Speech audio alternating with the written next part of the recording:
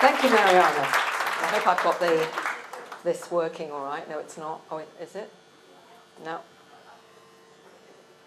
I think I've got it on. Hello, everyone. It's an absolute pleasure to be here. I'm still trying to get this to work here, Paul. Thank you.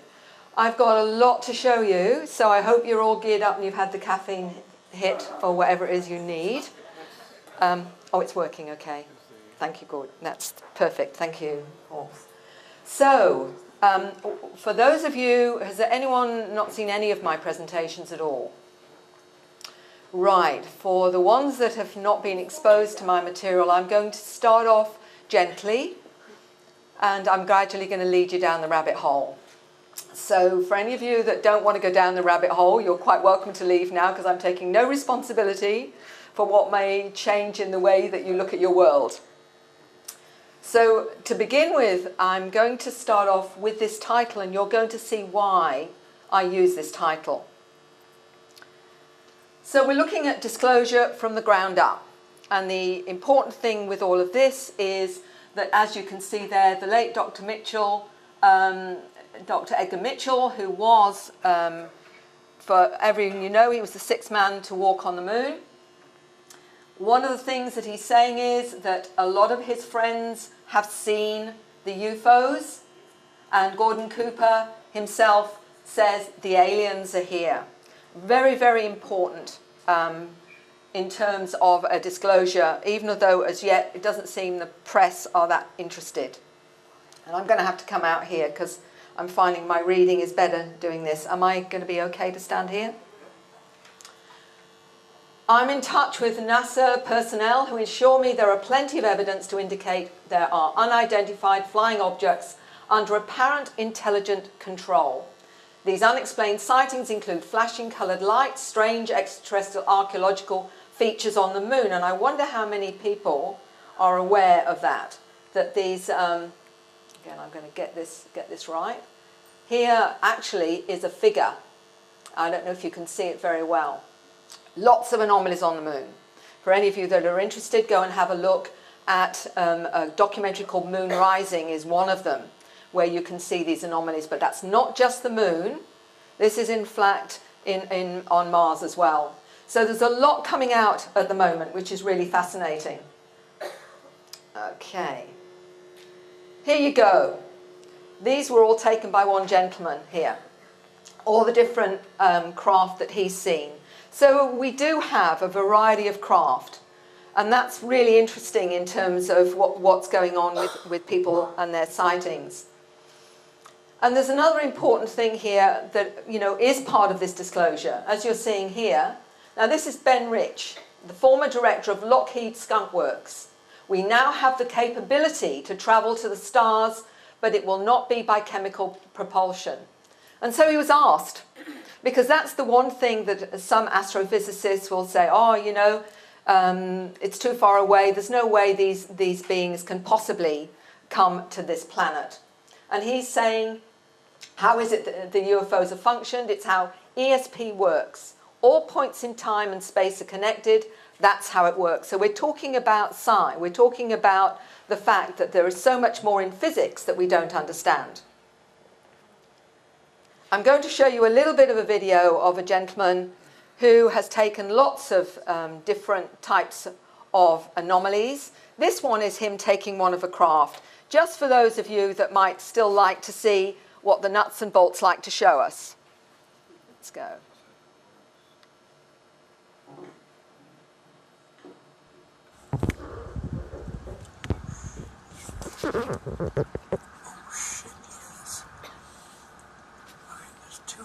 What you're going to find is the interesting explanation all of a sudden.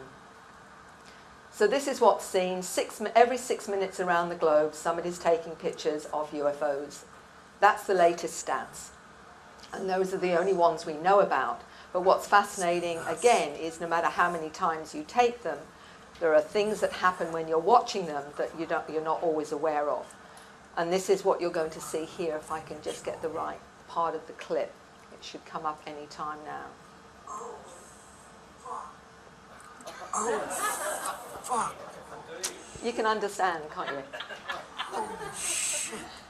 And that is the reaction. Did you see that? Okay? This is what it does. Oh my God, man. What the freak was that? Okay, well, you've got the message there. And that language continues, I might add. Okay. And this is another one that I think you'll find interesting, is the number of people coming out the space closet, as I call it. And in this one is that we're getting now people, very credible people, coming out and saying they've been up on craft or they've had some form of interaction. And this has really been exponential in the last few years. I call it a kind of activation that's going on. And this is Japan's Prime Minister-elect Yukio Hatoyama made headlines when his party defeated the once dominant Liberal Democratic Party. But some Japanese say the wife of the new PM is just as extraordinary, or even out of this world. Japan's next Prime Minister Yukio Hatoyama may be nicknamed the alien, but his wife Miyuki claims her own ET experience.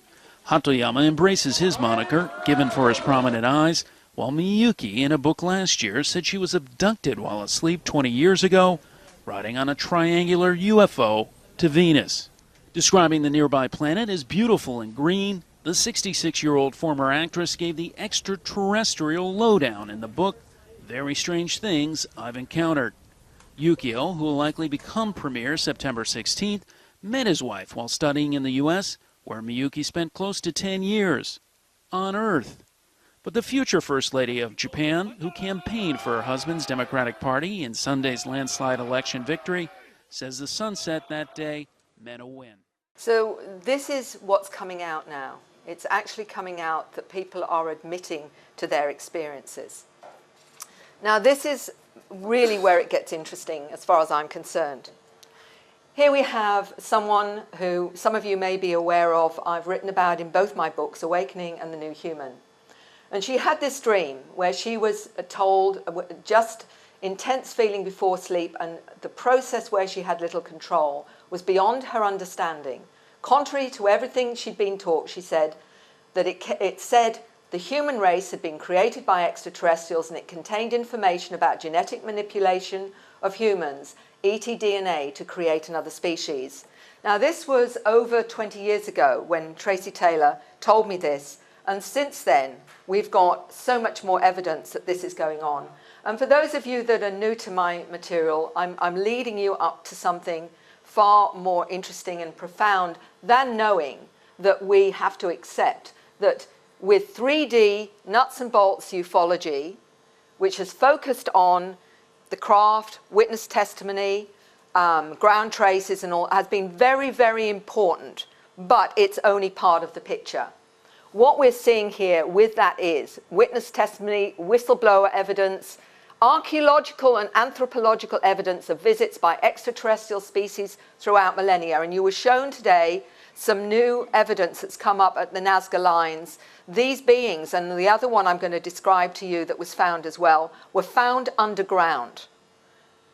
Biological DNA anomalies, I'm going to go into that because we have those within our DNA. So are we intelligently designed species by the so-called gods? And I'm going to cover that very briefly with you, just to lead you into where I'm going. So here we have, this is a young man in India that wrote to me. In India, people hardly know anything about ETs and UFOs.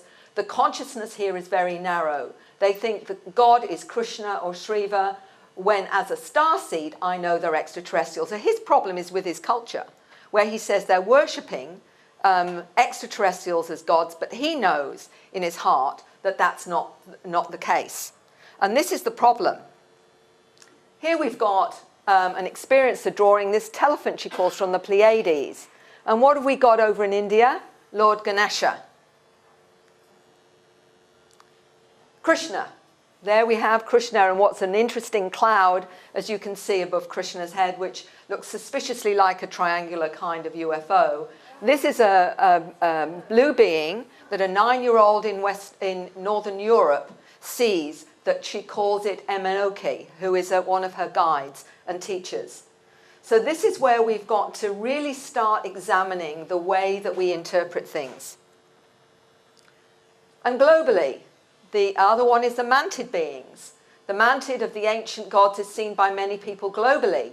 In Eastern Cape of South Africa, the Hosa, called the mantid being, the one who teaches and points to the sky.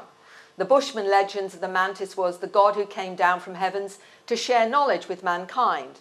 The Aborigine in Australia calls them the Mamu. They're reported to be very ancient, wise, and master geneticists. The bottom picture is being drawn by an experiencer. Okay, now let's look at us as a species. The DNA molecule is the most efficient storage system in the whole universe. For life to form by chance is mathematically virtually impossible. Now we're talking here about Dr. Francis Crick, co-founder of the DNA molecule. He says the immensity and complexity coded and precisely sequenced information is absolutely staggering. The DNA evidence speaks of intelligent information-bearing design. They, quote unquote, programmed the molecules so that when we reached a certain level of intelligence, we would be able to access their information and they could therefore teach us about themselves. Now this is where I'm going with this. So I'm giving you a historical background so that you've got somewhere to place all of this. These are the skulls found in Peru, and I'm going to go into the latest ones that Mariana was talking about. The first DNA tests to be ever performed on the famous Paracas skulls, they're thousands of years old, shown to contain genetic material unknown in any human primate or animal.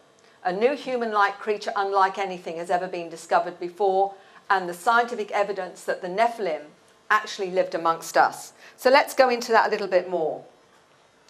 This is Brian Forrester's Facebook, and on it he actually got the geneticist, he didn't inform the geneticist of the skulls in advance, and basically this is what the geneticist said when he examined it. Whatever the sample 3A came from, it had mitochondrial DNA with mutations unknown in any human primate or animal. A lot of sequencing needs to still be done to recover the complete mitochondrial DNA. I was able to sequence from the sample 3A, which indicated that if these mutations hold, we are dealing with a new human-like creature. And this is going on now to some more of what Mariana was talking about. The little ones that you saw in that other piece were found at the same time as this 5-foot one. And what's interesting about this latest one, which is going to be on Gaia TV, there's an introduction at the moment. Carbon dating looks like it's 1800 years old. There are 3 fingers and 3 toes. There's no ears or basically very little nose, more joint segments than any known humanoid species, larger eye sockets than normal. And also, if you see the petroglyphs there, they show 3-fingered beings. So this is really fascinating because this one's 5 foot tall. And they're now examining in 5 different laboratories the mitochondrial DNA of this particular one, which they're finding is female, and they're calling it Maria. So this is also tying in to the pharaohs of ancient Egypt. Here we have very interesting remark about Akhenaten. Look at the skull. Look at the shape of the skull. It's that the small fragment of desiccated brain tissue found. Akhenaten's DNA suggests he had a higher cranial capacity because of the need to house a larger cortex. And the gene called CXPAC/5, responsible for cortex growth, suggests an anomaly which is visible in the image below. So here we have it. These beings coming that are different to humanoids, different to ourselves. Lots of images. You can see them all here. Lots and lots of images here that you can see. This is from Mexico, have been found globally. Absolutely fascinating. It's all there once you start looking for it. But now I'm going to go into a little bit more of this, because one of the things I want to say to you is that the nuts and bolts ufologists for the last 70 or 80 years have, I think without doubt, given us concrete evidence that we're being visited all through history. But the one thing they're not doing is giving us answers in the way that we seek them. Why are they here? What are they all about? And there's an experiencer says to me, you know, why me? So the only way I think that we can start understanding is to listen more to the experiencer. Now this lady here is an expert in autism and Morgellons disease. And she actually said as a child she was experienced being taken to light ships. Her book, The Kingmakers, is a cosmic history that she had downloaded. The role of mantids, reptilians, Lemuria, Sirius, Atlantis, how the advanced survivors went underground, the history of inner Earth, the arrival of the fish gods, think of the Dogon tribe there, following the destruction of planets, the Sirius star system, and how they established themselves, and artificial intelligence. So this is a download that she's had over many years of her understanding of our history. Now, she's not the only one. This is the interesting thing. The experiences are being shown and taught all of this kind of information. This particular documentary, Gods Among Us, by Carolyn Corey, will be out in the next, I think in October. Two of those in her documentary, including myself, it was filmed in LA. It's really about experiences and the fact that we've had gods visiting us through history, and you've also got the science to go with it, because Dr. Rudy Shield is part of an astrophysicist, is in this documentary and is explaining how this is happening, the extraterrestrial presence on Earth. What's fascinating is that we're now getting the science to back up the way this can happen, because it isn't all solid extraterrestrial. We're talking about interdimensionals, extradimensionals, hyperdimensionals, time travelers from our future, and perhaps much more than that. So it's far more complex than we realize. What's interesting about Nikola Tesla is that he was able, even a century ago, to bring in concepts that we're only rediscovering today. But this is what he said. The day science begins to study non-physical phenomena, it will make more progress in 1 decade than in all the previous centuries of existence. To understand the true nature of the universe, one must think in energy, frequency, and vibration, which is not what we've been doing with the nuts and bolts side of this. We really need to understand this is multidimensional, and we're talking about the holographic nature of reality. So it's a new paradigm we're being exposed to. And the hard thing for most of us is we've been educated and programmed and conditioned into 3D. But here we've got Dr. Rudy Shield, who's an astrophysicist, who explains it through the quantum hologram. And he said, we live in an exciting world where advances in space, exploration, and astrophysics match by the wonder of the UFO sightings and the inner space phenomena. He's saying with all of that, he said, we now understand the speed of thought far exceeds the speed of light, and we live in a quantum universe in which the quantum effect resides and the dark energy field supports information transfer from mind to mind to the exchange of quantum holograms, preceding the speed of thought, which allows for what society calls miracles, which is past lives, telepathy, remote viewing, precognition, crop circles, orbs, boards of light, ghosts, fairies, déjà vu, UFO sightings, encounters, levitation, near-death experience, all the things that have been, that the science have, really struggled to accept as part of human consciousness. But we're getting there. It's now all changing, which is really exciting. One of the reasons the experiencers have had such a difficult problem is because a lot of their experiences are not 3D. And they have even doubted their own experiences if it comes in the form of a trance state or dreams or just this knowing, feeling, sensing, which some of you here will know exactly what I mean. So their problem was UFO organizations weren't equipped to look at that side of experiences. They didn't know what to do about it. They had not the experience to deal with it. The trauma, they didn't know what to do about the trauma, so how could they help? The experiencer themselves was unsure whether this was real, questioning their sanity. Am I really having this experience? The conflict of their beliefs, if they were very religious, well, how does this fit in if I'm a Christian, or I'm a Buddhist, or I'm whatever the religion is, are they going to explain this, or are they going to see it as demons, which some of them do? The experience was fearful of being fantasy prone or gullible. Conventional psychology doesn't even accept that we're multidimensional. We all know that. You go there with any psi experiences or any clairvoyant experiences or that, they will tell you there's something wrong with you and give you medication. So the truth embargo, of course, is the worst, because we are not told the truth. Now, all of you are here because you know that. what is happening is that we don't know what the covert agencies know about the ETs, our visitations and everything else. Nobody is telling us, and even the whistleblowers are a bit suspect, because how much of that are they being allowed to say? How much have they been programmed to say? So we have to be very careful. So where do we get the information? So what are the things that the science has hated to deal with? These are all the things that people with experiences will experience or have experienced. Some of them, 40% of those who have interactions with non-human intelligences have had it after a near-death experience, or have had it after a shamanic experience, or meditation, or a Kundalini awakening, will start to interact with these beings. This is not all related to just an experience on a UFO or UFOs. This is the important thing here. If 40% of those with near-death experience are having this experience, then it's talking about consciousness.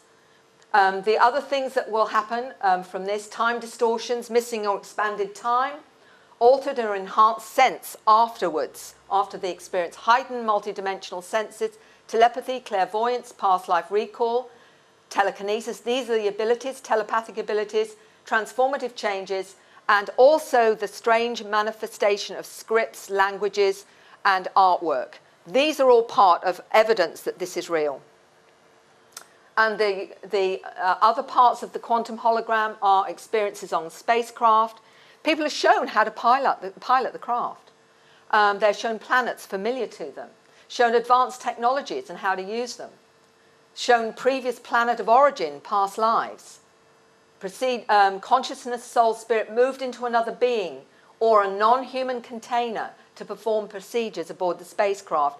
This is not what you're being told. Shown genetic engineering on many kinds of species, both on and off world. I've had an 8-year-old describe to me being shown how they genetically manipulate different species, from plants to animals, and how it's taken to other planets. Shown galaxies and other dimensions, the nature of black holes and wormholes. I'm going to talk about an 8-year-old, was taken to both those things. Shown how to decode and understand scripts. I've got little children under 10 decoding some of these scripts. Shown parallel universes, timelines, time travel technology, taken on missions both on Earth and off-world, taught advanced physics technologies to create non-polluting energy sources, etc., etc. So these are the kinds of things that they're experiencing. These are some of the beings, this particular lady in Canada, the types of beings that she's interacted with. Now, this is not just the greys and the reptilians, which get thrown up time and time again on media and what have you. They're the two, and a few humanoids. We've got many different types of beings. Mantis beings are another one.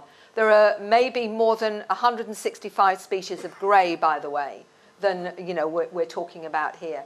So we've got those that have seen coneheads, Pleiadians, reptilians, light beings, ascended masters, Lyrians. This is all one lady and the different ones that she's seeing. Here's another one that came up recently for me, a rhino hippo type being. And I thought, well, this is really strange. This is a gentleman come to see me in Queensland and said, has anyone seen this type of being? I found out that, yes, they have. Another lady in Queensland. And this one's a lady in New Zealand that's drawn this one. She said it came in when she was doing healing and that he connected to them both, the lady that was being healed. She said the client was open to this extraordinary experience. And she said, did you see them? And the lady being healed said, yes. A beautiful being of loving, healing nature. We were fascinated because we've never seen this on the television. He was about 5 foot, big built, skin looked like a hippo skin, has just come out of the water, bit of a shine to it. Now, isn't this interesting that we're getting all these different types of beings? This is another hippo rhino type being lady in Queensland told me about. But she was 8 years old when she actually saw this being. And she said she was in hospital. She experienced an amazing feeling of presence of sincerity, unconditional love and peace. So another healing type thing. Smooth, distressed skin with green, sincere eyes, standing on 2 legs, smiling, making her feel distracted, had smooth grey skin. Now, there's a really interesting understanding from the indigenous people about this particular being, which is one that they're aware of in mythology as well. Very protective and something that they are aware of. So there's so much we don't know in different cultures about these different types of beings. I'm just wanting you to see there's so much more out there. Now, Tracy Taylor believes that part of the fear is part of a wake-up call, that it's getting us to look at new things. Rather than just traumatizing us, it's saying, wake up. And she understands it this way. Basically, at the start, I misunderstood the Greys. The knowing ET part of me initially made a decision to assist them, and the understanding of this can be overshadowed by fear, which stems from our limited human perceptions and reactions to these experiences. That's how she understands it. And for many, it seems to be that way. But there is a shamanic side to this. For many of those that have either woken up through a shamanic practice, for some people it may even be, you know, the shamanic practice of ayahuasca, for example, where they start to see all the beings. This is not an hallucination. Everyone who has these experiences will see the other dimensions. And what we're really seeing is that this is transcending human fears. The shaman has to transcend human fears before it can operate in a multidimensional reality. And what happens from that? Healing abilities, communication with non-human intelligences, telepathic abilities, changes in perception, and speaking in unusual languages we call light languages. I'm going to explain to you a very interesting one from a lady that's got her story in The New Human. She is a medical doctor in Melbourne, but some of you may have heard her talk here a few months ago.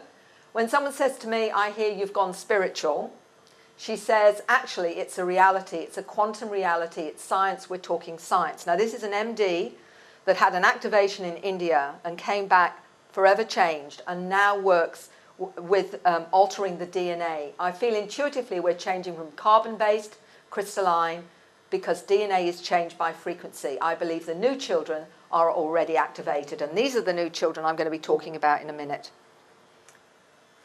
She said, I'm not sure of the origins, just know it holds a frequency to upgrade the person. And this is the languages that are coming out. There's so many people now telling me, Mary, I'm speaking these strange languages, and they feel wonderful, but I can't tell you what I'm saying. I was speaking to a lady in Queensland who wanted to talk to me about her son.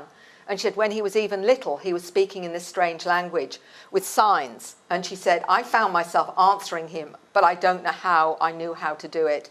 But he could actually translate it. So there is a 9-year-old now that is doing this kind of thing, but is also doing other things I'll explain to you in a minute. So she said, I suspect my galactic team, together with the past life aspects of Earth and elsewhere, incarnations of myself, bringing this language forward and through me for the purpose of healing. Healing by sound and frequency, the new way to heal. There is Dr. Marie Batchelor. She said, and I'm going to show a very short clip of hers. My healing embodies high frequencies to remove blocks of DNA level, releasing and activating dormant DNA from old programs and conditioning. In Free Service, and I'm going to talk about Free, the organisation that I belong to, which is primarily academics, scientists, neuroscientists, and what have you, who've already created a model which fits in with all these experiences. 50% of the 4,000 surveyed in the free surveys that have now gone into 5 languages, 4,000 people, 50% felt they had healing energy after their experiences, 68 more sensitive to other realities. Now let's hear what Marie has to say in a second. And she says she uses this language to help activate the DNA. So why are they coming out with all these languages? The interesting thing is, I believe, is they're new frequencies that are assisting us to be activated and to wake up. I'll show you a little bit more of that in a minute. So the information, the donors of the back. Now this is a lady called Dr. Olsen, Lena Olsen. She's a molecular biologist in Sweden. She's become a really good friend of mine. She explains how this is working with us as a new species. She's also one of the new ones. And she explains it this way. The information of the donors and their background is there. A hidden key, like PC programmers hide their work. This key can be activated, and these programmers know the person is ready to be contacted. So it's almost when you reach a certain level, then you get activated. The activated ones spread a signal to wake the others up. I feel they're speeding this up. So this is how she understands it. The free survey, 25 to 58% have messages about upgrading of DNA.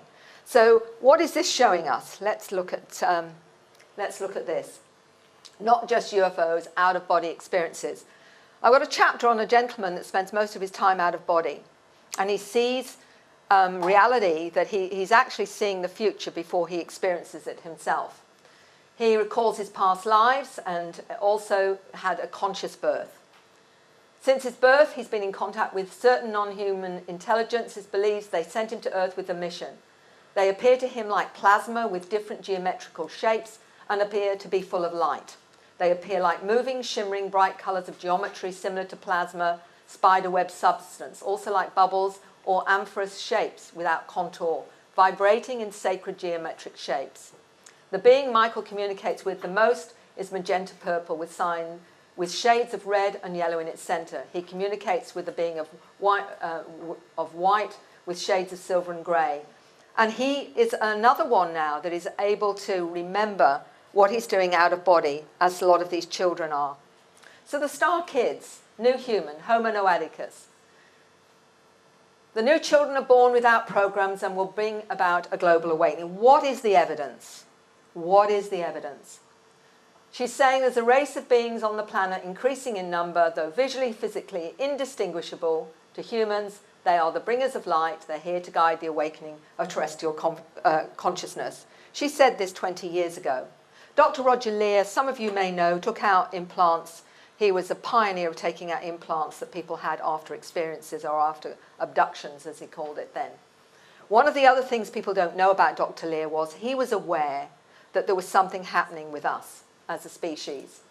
And he was aware of that because he looked at the developmental changes in 40 years in America, and he was noticing that a lot of the normal ages for certain advancement, such as talking, walking and reading, was accelerated 60 to 80%. And he said, I've come to the conclusion that not only are star children amongst us, but the entire human race is being advanced forward at a rate that is unlikely to be due to slow evolutionary forces. But he's not the only one that actually says that now. So let's look at what this is. Are we actually making an evolutionary shift? What's the evidence? Alfie Clamp is a child with 3 DNA strands, the first one to be acknowledged by medical community. Alfie's 7th chromosome has an extra strand of material which has never been documented anywhere in the world. Doctors are baffled because it's so rare, doesn't have a name. The article says it's acknowledged as the first case of a child with 3 DNA strands. Convention of geneticists, we're making an evolutionary change. We will be developing 12 DNA helixes. Each extra strand of DNA will grant us superhuman abilities that we are now calling paranormal. So this is coming from a whole new level of science. Here's another one for you. Medical researchers at the University of California in Los Angeles found some young children exhibit unique patterning. And this is when children with 24 active codons have shown remarkable resistance to disease, with heightened immune systems tested to appear to be immune to everything. We only have 20. These children have 24. Science believed or thought these unused codons were from our genetic past, but now theory is changing. Perhaps they are actually from our future. And this was because they discovered one child was born with AIDS. And as each year went on, they tested this child for AIDS. By 6, this child no longer had AIDS. They discovered he had 24 of these codons active rather than the 20 with the rest of us. And now they found 1% of children that they tested have these 24 active codons and are virtually immune to everything. So are they an evidence of this upgrade? Past life recall and resistant to disease. This is what Tracy Taylor told me many years ago. Abilities such as telepathy, manipulation of time and space, non-verbal communication are conscious abilities for these children and are quite natural. Ability to access memory, enhanced, they often have photographic memories, extremely fast motor neuron responses. Their cells vibrate faster. Their DNA is encoded to recognize all types of foreign organisms. Isn't it interesting that we're getting this information coming from 2 levels? But the DNA seems to be crucial, and there's so much about the DNA that I would love to say, but I'm going to cover it very briefly because I've got a lot I want to tell you. The Free Survey has found 25.8% were told information about upgrading of human DNA. I felt these beings were like scientists and were curious about us. I was told it was something to do with genetics. The drawings from a 13-year-old in Canada and the being that he saw when he was talking like this. So there's something about the DNA. I've mentioned this before, Dr. Brown, molecular biologist, who told me in 2010, the exponential increase in autistic, ADD, indigo children have new genetic architecture which allows them to see the world in a multi-dimensional fashion. I believe research would show dormant genetic regions are being reintegrated into the biological systems occurring in all of us to produce expanded awareness. Their brains work faster, they have access to more information in the beginning, the classroom learning is much faster than normal. I believe they know what is being taught, and it does seem as though that's the case. The intrinsic understanding and knowledge and information operates at biomolecular level, where the sentient activity of the brain takes place, the atomic structure of the DNA molecules, it's transgenerational information. So we're talking about what's encoded in our DNA.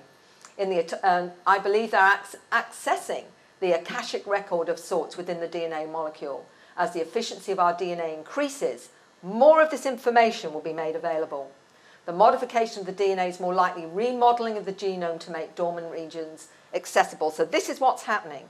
There seems to be something going on that is actually changing us as a species. But he's saying the hybrids are altogether a new species of human. And I'm going to talk a little bit about the hybrids as well, because there's some fascinating information on that.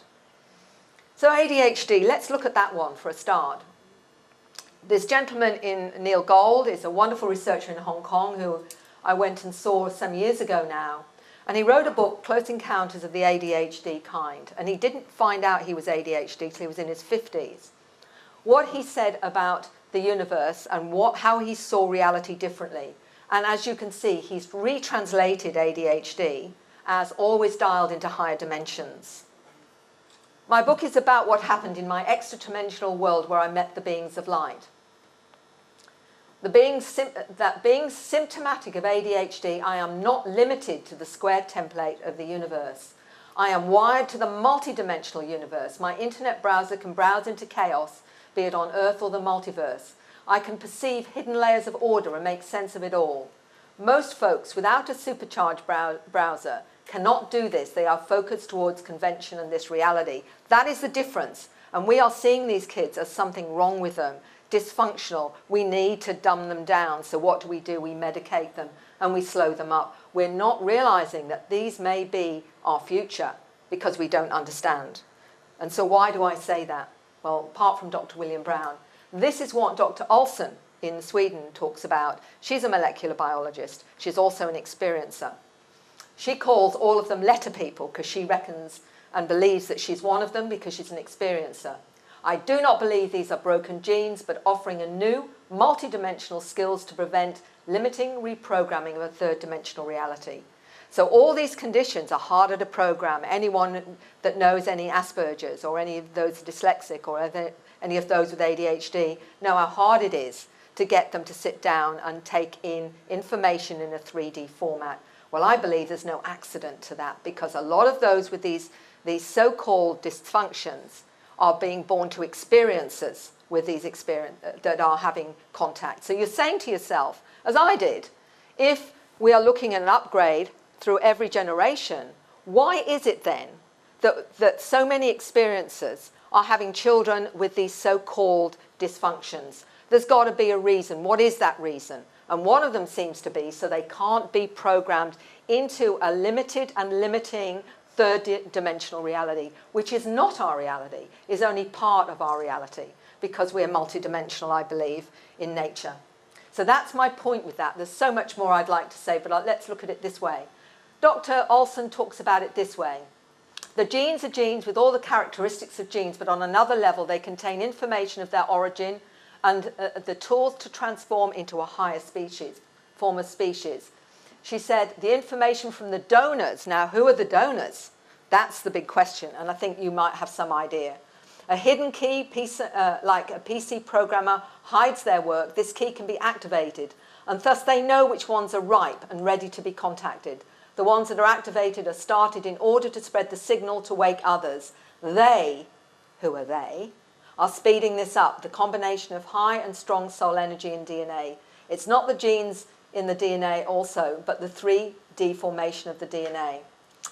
Now, what's interesting here is scientists in Cambridge presented astonishing data for the first time, a quadruple strand formation working in human cells. They believe it's connected with disease, but I believe it's connected with what I call the new way of 3D folding DNA caused by frequencies we're being bombarded from the cosmos, Earth and the Sun.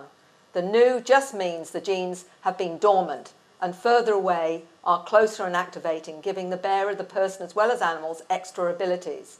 So you've got a heightened and more sensitive nervous system, new ways of processing data, abilities such as telepathy, to perceive auras and sense how other people feel are some of the abilities of this activation. This is what's going on, and this is what people are feeling. The letter person, as she calls it.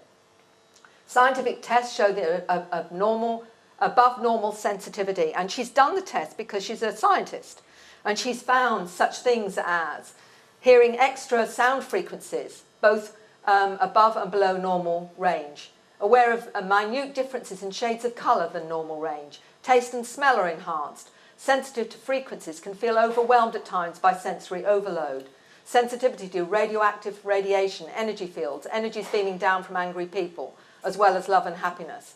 And she said the letter people have to learn to focus their energy fields, will be less prone to getting ill. So a lot of them are affected by being around people, going into crowded places, needing to be more isolated because of how they feel. And the differences can be helped. One of the important things is how do we fix this, or how do we help them?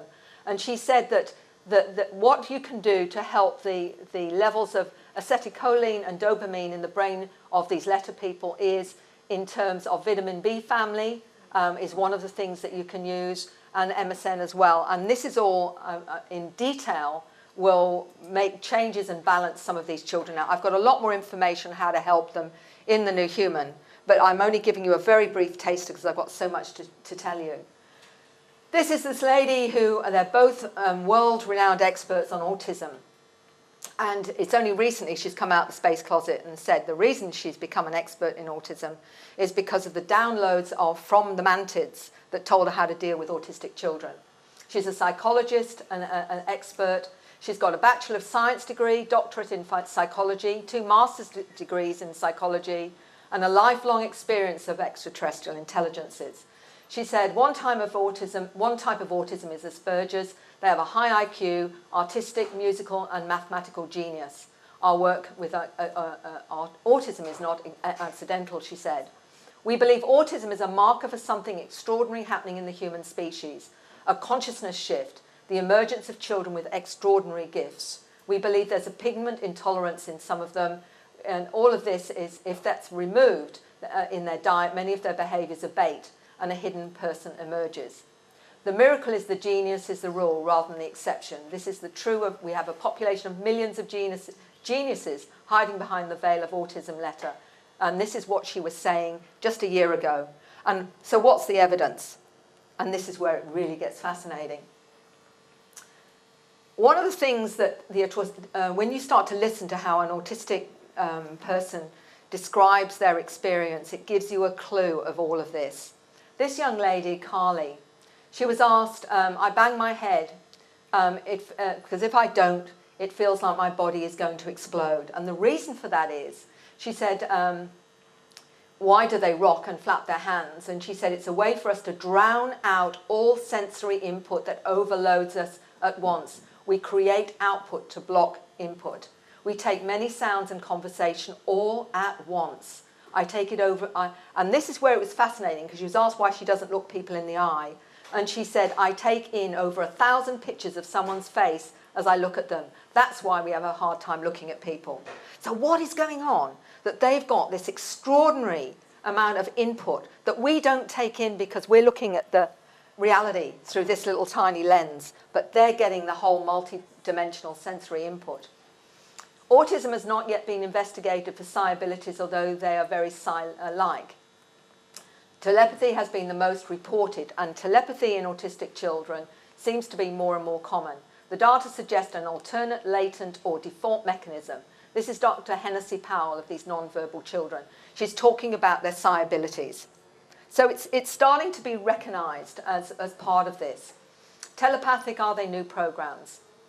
The family believed their daughter was a mathematical savant. She could provide answers to multiplication division problems over 6 digits. Her answers were switched from an ordinary numerical format to an experiential one.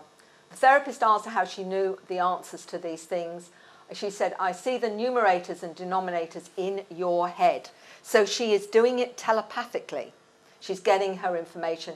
The therapist tested her with pictures, sentences, and she was able to type accurate answers, even if the sentences were in a foreign language.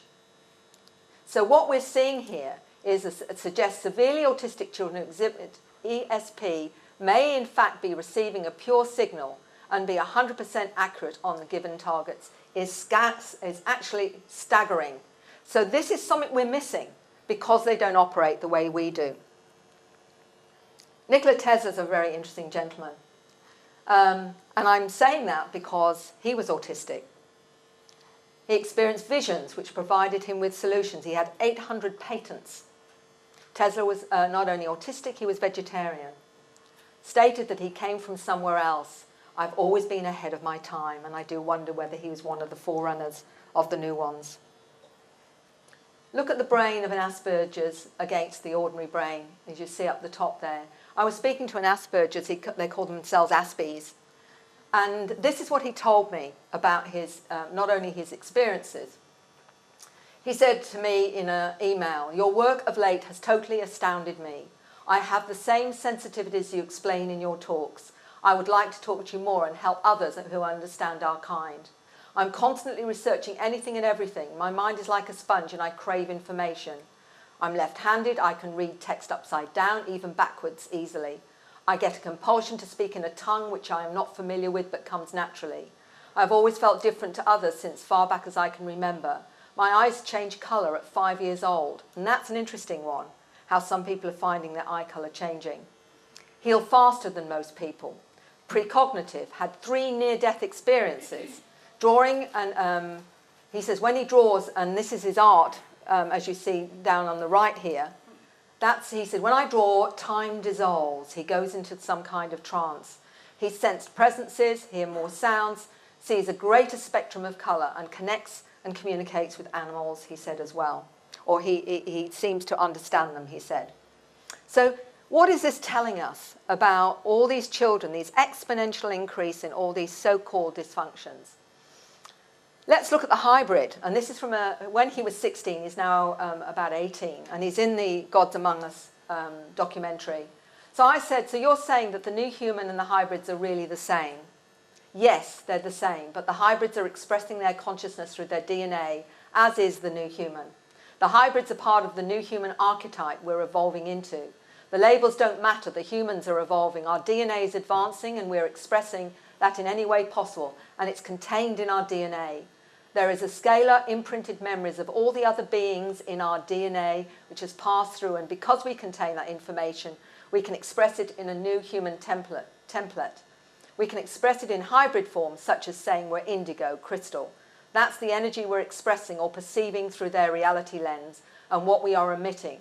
They're all interconnected, but you perceive it as different if you wish to. So this is part of what so many are believing now or feel they're hybrids, saying I'm a hybrid, or I'm part Arcturian, or I'm part Pleiadian, or I'm part reptilian, or I'm part grey, or whatever it is, or part one of these other species. That's how he explains it. There's a great book out on the hybrids being a designed species. And this is something that was really interesting with a young lady. Her name is Charmaine. She's a Reiki healer, a nutritionist in the UK, and I met her and did some work with her. So I'm saying here, if Homo sapiens are intelligently designed with a combination of indigenous human and ET DNA, as believed by Dr. Francis Crick, technically we're all hybrids. It suggests, however, as we link more closely to our ET DNA, we can become more aware of this. Meet the Hybrids is co-authored by Miguel Mendoca and Barbara Lamb. 100 hours of in-depth interviews and hypnosis with individuals who identify with the term hybrid. Charmaine believes she's part human, part reptilian. And it's interesting talking to her. She's a beautiful looking woman. And she said to me, Mary, I much prefer my reptilian self to my human self. I'm really not too cool with my human self. And she said, from her understanding of the hybrids, and there's a lot of fear-mongering going on about the hybrids, which I won't go into now, but it's understandable because as soon as we start talking about being different, then people start to feel threatened by that. There are various reasons for the hybrid program. They differ depending on species and if they're involved with the military, and that's a whole new ballgame. I believe one purpose for the creation of hybrids is to bridge the divide between ETs and humans, taking positive attributes from each race for certain purposes, such as healing, higher intelligence, stronger spiritual connection, and so forth. So as we're being activated, then this is what's going on. Now, we all know that only 5% of our DNA we know is activated. The rest was considered junk litter. Nobody really knew what it was. And only now maybe we might get insight into what that other 95% or 90% of DNA really is. That goes with the fact we only use about 10% of our brain. What do we do with the rest? Unless maybe it's preparing us for a whole shift in consciousness where we may in fact be fully activated. I don't know. This is all just hypothesis at the moment, but you make up your own mind. Dr. Olson explains the activation of the DNA as a separation too of different awareness on this planet. She's talking about high frequency people and low frequency people, and she believes that we're separating out into these two frequencies. In other words, you choose to stay with 3D or you choose to be activated and become a higher frequency. She said this, I think the increased resonance and frequency from both space and Earth is pushing the DNA into some sort of three-dimensional configuration so that dormant genes in the so-called junk DNA are aligning. It's like a time-activated evolutionary step controlled through the DNA. DNA being the crystalline formation with an encoded message aimed to speed up evolution.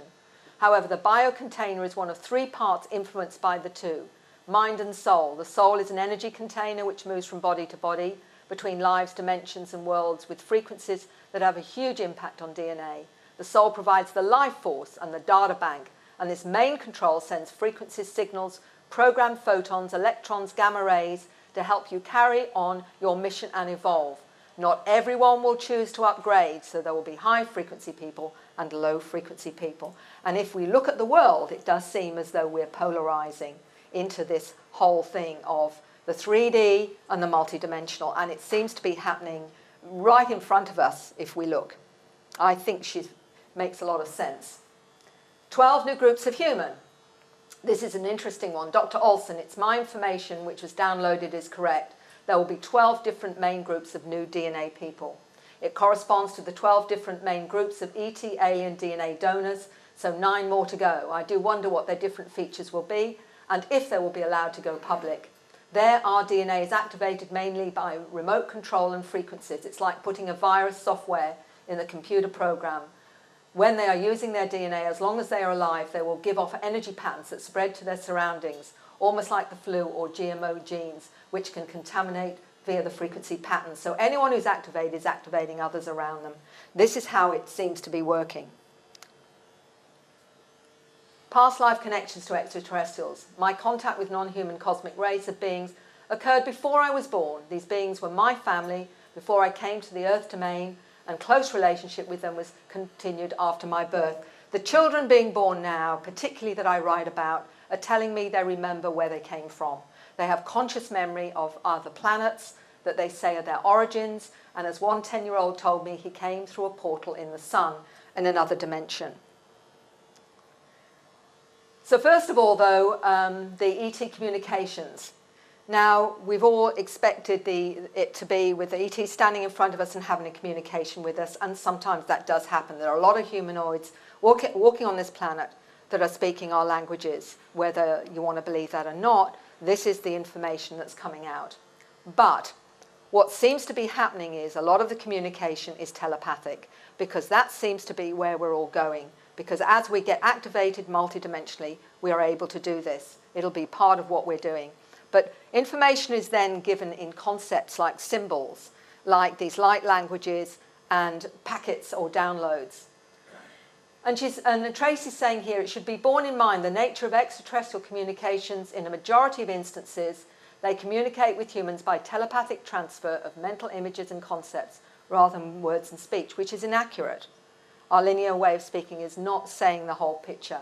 Everything's made up of the same matter resonating at different harmonics, so the ETs are able to communicate with us, directing thought on subatomic levels, and so activate the subconscious. These symbols are meant to communicate the nature of the macrocosm.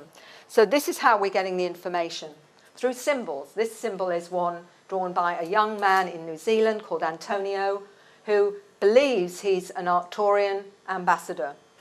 And these are what he's saying here. Communication with our galactic and interdimensional intelligence is multidimensional education by numerous non-human intelligences, physical, contactee, spacecraft, out-of-body, downloads of compressed data, dreams, music, art, star languages, codes, crop circles are all the different ways we are being communicated with on different levels of our multidimensional reality. So the artwork has been particularly interesting to me. And I've got so much artwork sent to me that happens after contact. When people say, where's the evidence? This is the most concrete evidence I can give you. Why do people suddenly start to do strange drawings, not only of beings, scripts, they're doing geometric forms, they feel very motivated, they have no idea how they do them, they might be doing other tasks, but somehow they feel impelled to do this. Think of the film Close Encounters of the Third Kind. Will give you some idea. Remember the gentleman absolutely focused on some images that he was getting. And this is how she understands her drawings. To my mind, it's a thesis, a work in progress. Open my mind to the bigger picture, which includes biology, neurology, physics, astronomy, astrophysics, theology, philosophy, spirituality, technology, anthropology, and archaeology. I'm in a school of higher intelligence, so they're educating us, are instructing and teaching me. The work forces me to read and learn what they've suggested. It's awakened me to a higher consciousness. I've learned to see life differently and how everything is interconnected by a mathematical order, balance, harmony that flow within us. The art progressed in groups at a time, telling me something I was not aware of until the next body of artwork was completed. It took 10 years before I realized the specific information was being relayed through this art-making process. I am in a school of higher intelligences, and they're instructing and teaching me. This is what's coming out. This is what's coming out. So these are some of the images. The imagery of my work has led me to appreciation of the world we live in and beyond this world. The structures depicted in this artwork are combined with frequencies which can be interpreted as musical, mathematical, electrical, or script descriptions. I believe these frequencies can be deciphered in some manner of code breaking. I'm going to talk about the code breakers. Some of them are as young as 7 years old. I speculate that the extraterrestrial beings communicate through emissions of individual symbols from electromagnetic technology, which is consequently understood by the conscious mind as information. So let's look at that. Now this is, I'm going to show you something. A female farmer suddenly began to speak and paint with a universal language she'd never painted before, painting one-line string complicated like star maps. I'm going to just show you a bit of that now.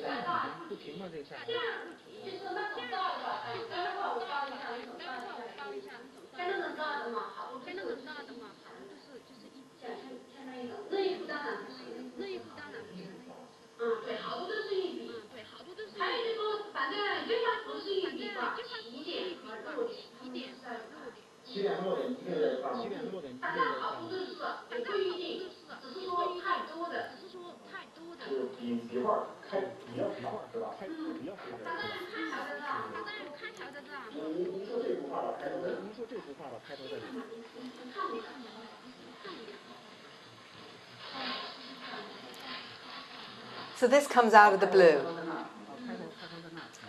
So what she's saying is the unicursal method in how she's doing. I'm going to show you some more. Let's just stop this. The unicursal method, which is interesting with her complex drawings, is she never takes the pen off the paper. through the whole drawing, which is really quite fascinating in terms of her process. Here's some more. Just look at those. These, a lot of these were done. The drawing is that the finishing point always meets at the beginning point of the drawing. How do they do that? This is what she was mentioning. The unicursal process is to express what is done in one movement through the whole drawing. Now, have a look at those and have a look at what we've seen so far with Ceci's. Here's another one for you. This is another case in China. I've been in touch with a researcher in China that saw my information on all the drawings and said he's got cases in China that echo the same kind of information. What they're always very careful of saying, they're not well educated. Often they're uneducated. Now that's really important, because what I've discovered is the more education you have, the more programming and conditioning, the less open you are to this kind of communication, because you block it, you shut it down because it doesn't feel okay. So here she is, a retired woman, acquired the ability to see UFO, saw a UFO in the sky like it was smiling to her. Not well educated, never learned about painting, learned about singing, language and pronunciation is random. I'm not sure whether this one is actually the, I'm just seeing if that's, no, that's not the one with, I'll show you the next one. I'll show you in a minute them doing the language, but this is another one. The phenomena in China, the Buddhist monk says it's connected to otherworldly beings. The Buddha, it seems that Buddhism has an openness to non-human intelligences. The Chinese looking at the characters are not Chinese but belong to local dialects. They're primarily uneducated, never taught to draw or attend calligraphy classes. One woman's drawn an amazing calligraphy images with 5 brushes simultaneously. So they seem to exhibit really unusual ways of doing it. One woman can only draw this in a dark room with no one present. Created in a unicursal method, which is never taking the pen off. The monk dealing with such phenomena comments, this has nothing to do with individuals' religious beliefs or connected to Buddhism, but connected to otherworldly ET beings from other planets and star systems. And what is saying by Ceci here is, I realised that specific information was being relayed to me through this art-making process. So this is very much evidence of its reality. Here's another one, which is really fascinating. This is case 3, another of the drawings. The Chinese woman claims her communication with a Buddha, gods, high spirits and other high sources, including aliens. They're strict and serious about what they tell us. The sky above combines human. This can be understood in Chinese as above, so below, all is in unity. So that is what she's really saying in this picture here, is humanity and heaven are united in oneness.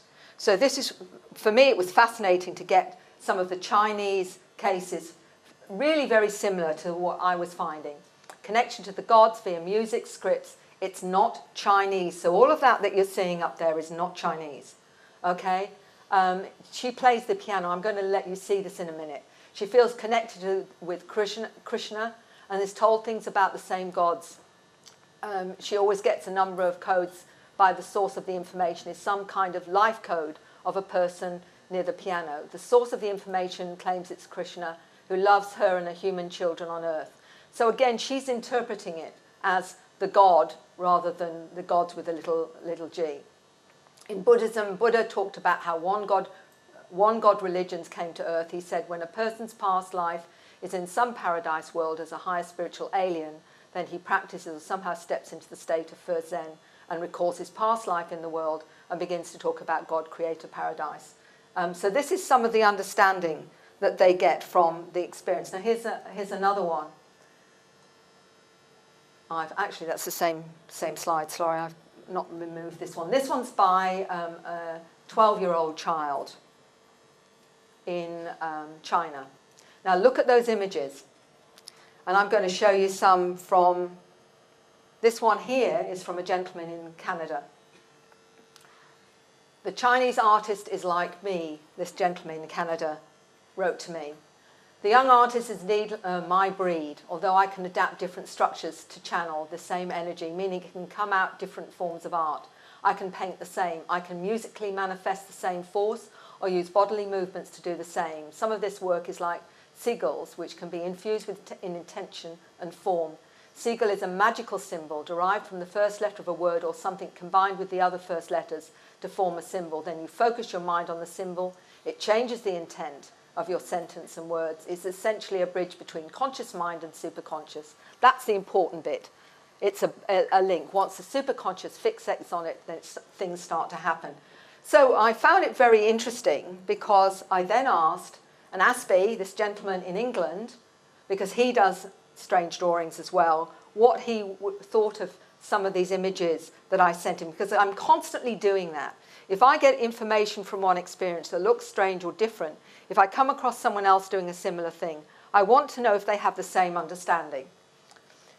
And this is what this gentleman in Canada was saying about there are cell-level healing images, really as weird as you can get. There are about 7 books that started to come through in trance, he said. I started trying to open parts of my brain.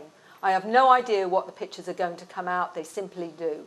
Without errors of any kind, despite being around kids, so there are times I'm bumped. The point?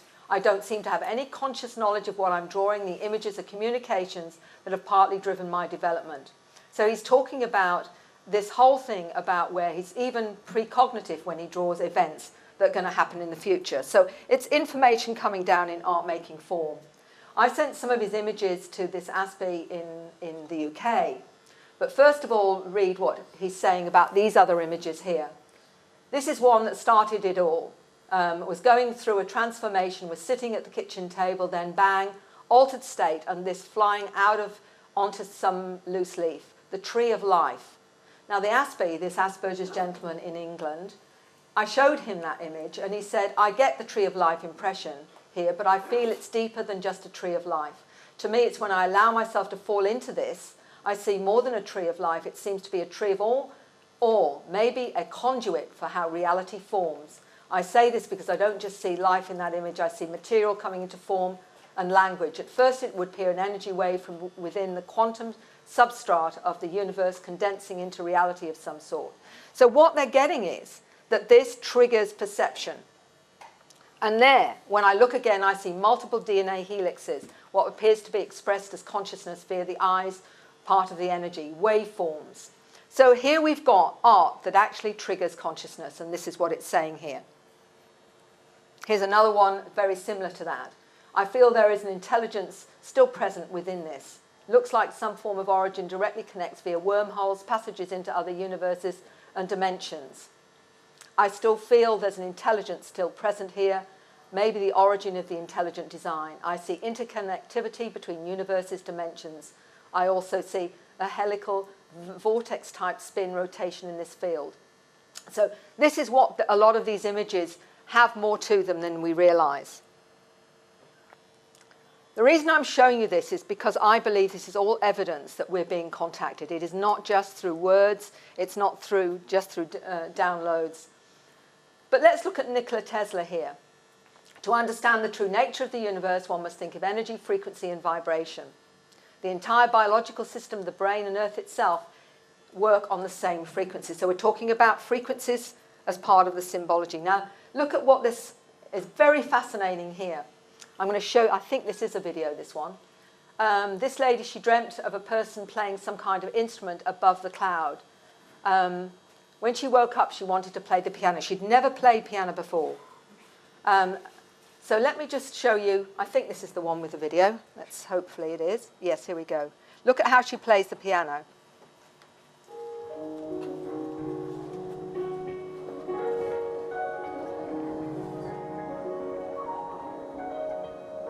Never played piano before. Suddenly had to play the piano.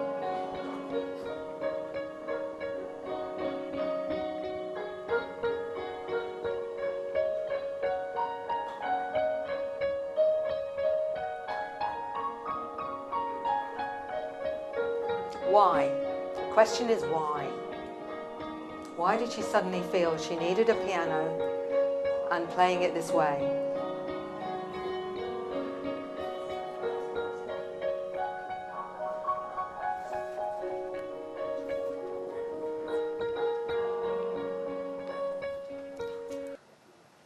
Now, let me take you to Western Australia from China.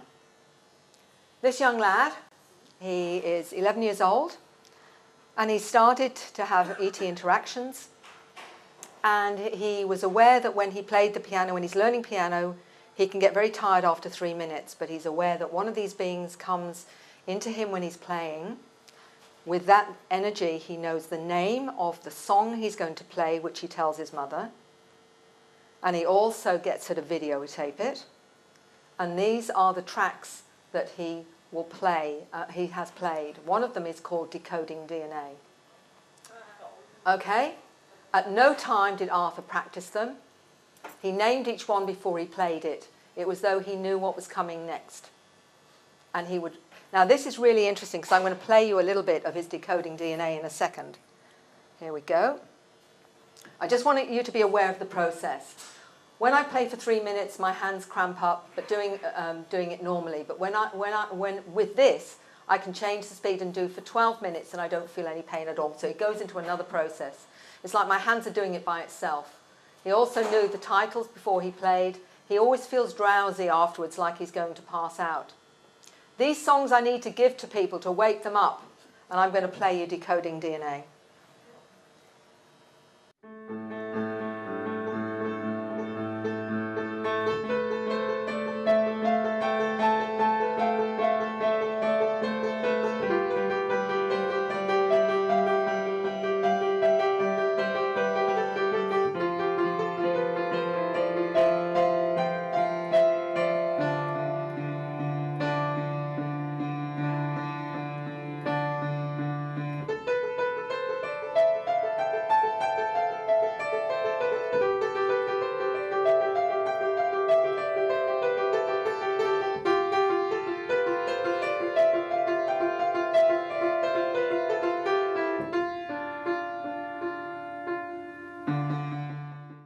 I could show you more, but I've got so much else to show you. So I just want you to hear that. So some of you may be more musically inclined than others. I sent this to a violinist. She's a celebrated violinist in California. She's actually Japanese. She's had her own experiences with non-human intelligences and otherworldly beings. And she recognized the process that this young man was going through because she went through the same process. So I asked her what she thought of the songs that this young lad, who calls himself Arthur, it's a name he chose, and this is what she's saying about Arthur songs. Remember, she's somebody who has played her music for a living and made a wonderful living out of it, and is celebrated. She's written a book, One Life, Many Worlds, about her experiences in post-war Japan. She also now finds herself channeling artwork. She's never drawn in her life, but finds that she can do it now. And this is what she said about the songs of Arthur. I believe Arthur is contacted by the aliens or master musical spirits. It's amazing composition, it's genius. The first one is combined a few bars of Beethoven's music. But she said, with my alien experiences happened also in childhood and went far beyond. When I was overtaken by the entity, I felt something similar to what he was saying. I received amazing power, but I was left drained and crashed. As a result, I could not go to school. How? The same way Arthur said he was exhausted afterwards. She was explaining the same. She goes into more detail. But what I want to show you is that by accessing others with similar experiences, you start to get patterns of experience that give it validation. Dr. Olson, the DNA is not just controlled by the biocontainer. So she said, the frequencies as such are from many origins, and some of them might be aimed specifically with the purpose of halting or speeding up human evolution. They travel through the body and hit the DNA like fingers hit the keys of a piano. Quite an interesting statement that, as we've just been showing that along. So it's really talking about frequencies and vibration and activation. Teaching in ancient wisdom. Geometry is vibration. Geometry is a visual representation of a structural manifestation of vibration. The function of proteins, the function of DNA is all based on this geometry. That's one of his symbols. Antonio believes he is not only Arcturian, he calls himself an ambassador and speaks Arcturian language as well. He's all of 17, well, he's older than 17 now. I'm keeping an eye on where we are with these okay. I'm trying to get through these pretty fast. I've got so much to show you about what the kids can do. New physics, again, we're talking about new physics. The symbol means 4D information is within us. Human dormant activities Abilities can be activated through recognition of multidimensional frequencies patterns within our consciousness. The next phase of physics, transcending mere material observation, linked to the etheric realm, related to telepathy, clairaudience, and telekinesis. Now, many of the new kids are telling me they can speak other languages. This one should be Arcturian. Summa tataka parakatika sita takata summa takata ritika jinga tapatumasa huroka jingo taka parakatin sikataka parakatin sitataka matata so ringa tataka paraka rikingi kopataka rakapataka parakatika singa taka shung patakitin sikatika parakatin siltukunda. What I'm doing now is I'm trying to find ones where different people speaking different languages can recognize each other's or translate them, and I'm getting quite a lot of success with that as well. I won't actually play the language this little girl speaks, but I want to tell you the story of this one. In my book Awakening, there is this script. The mother apparently was reading my book, and her 7-year-old daughter said, "Oh, I can read that, Mum." And she ended up not only reading it in a language, but translating it into English. And the mother contacted me and said, "Mary, I've got my daughter that can actually do this." And I said, "Would she speak to me?" And this beautiful 7-year-old, so confident, said, so we're talking over Skype, and I said, "I believe you can read this script." And she said, "Oh, yes." I said, "Can you read it to me?" "Oh, yes." "Do you want it in English? Oh, do you want it in the language, or do you want it in English?" And I said, "Could you do both?" She said, "Oh, yes." So, and this is exactly how it was. There was no thought behind it. There was no hesitation. There was nothing. This little girl read that to me in the language. She then translated it into English, and I then said, "Do you know the source of this language?" And she said, "Oh, yes, that's the Greys." Just like that. Later, I saw this young lady do a similar thing in a group where I was with adults, and I had a whole book of symbols and scripts that I've been collecting over 20 years. She told me she couldn't read all of them, but she picked one out, not like this, something quite different, where she was reading almost in a diagonal way. Not only did she translate it, say it in the language, she said it in English, and she told me that was the Greys and the Mantis were the origin of that one. You have to see these things sometimes to actually see how amazing it can be. Oh, you want to hear a bit? Okay, hold on. I've got so much, it's just I think that's when she's hearing it.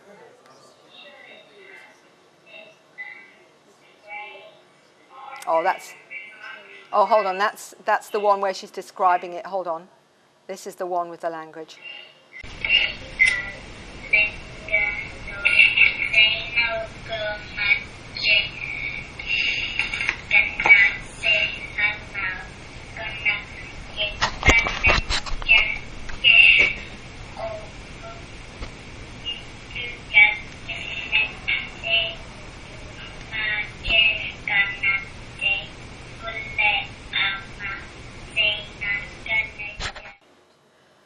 It was over Skype, so I apologise for the actual poor quality. I don't always know these things are going to happen. Do you remember what the message was? Yes, it was a message on ecology, how we've got to start looking after the planet. So a lot of them are, their messages around that. So we've got the code breakers, and they come in all forms and shapes and sizes, and this one, Terry Mace, is a psychotherapist in the UK.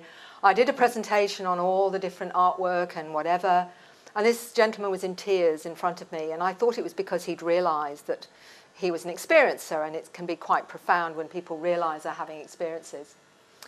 But it was more than that for this gentleman, because what he told me was this. He looked at the images and he said, "I understood on a multiple level what it meant, what the potential was for humanity.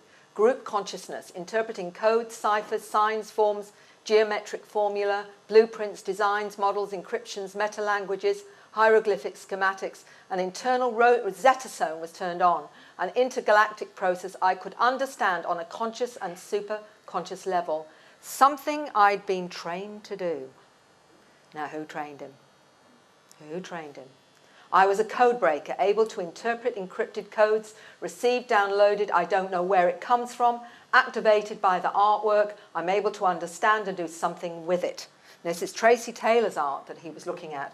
but he was looking at other artwork too, to give you some idea of the process.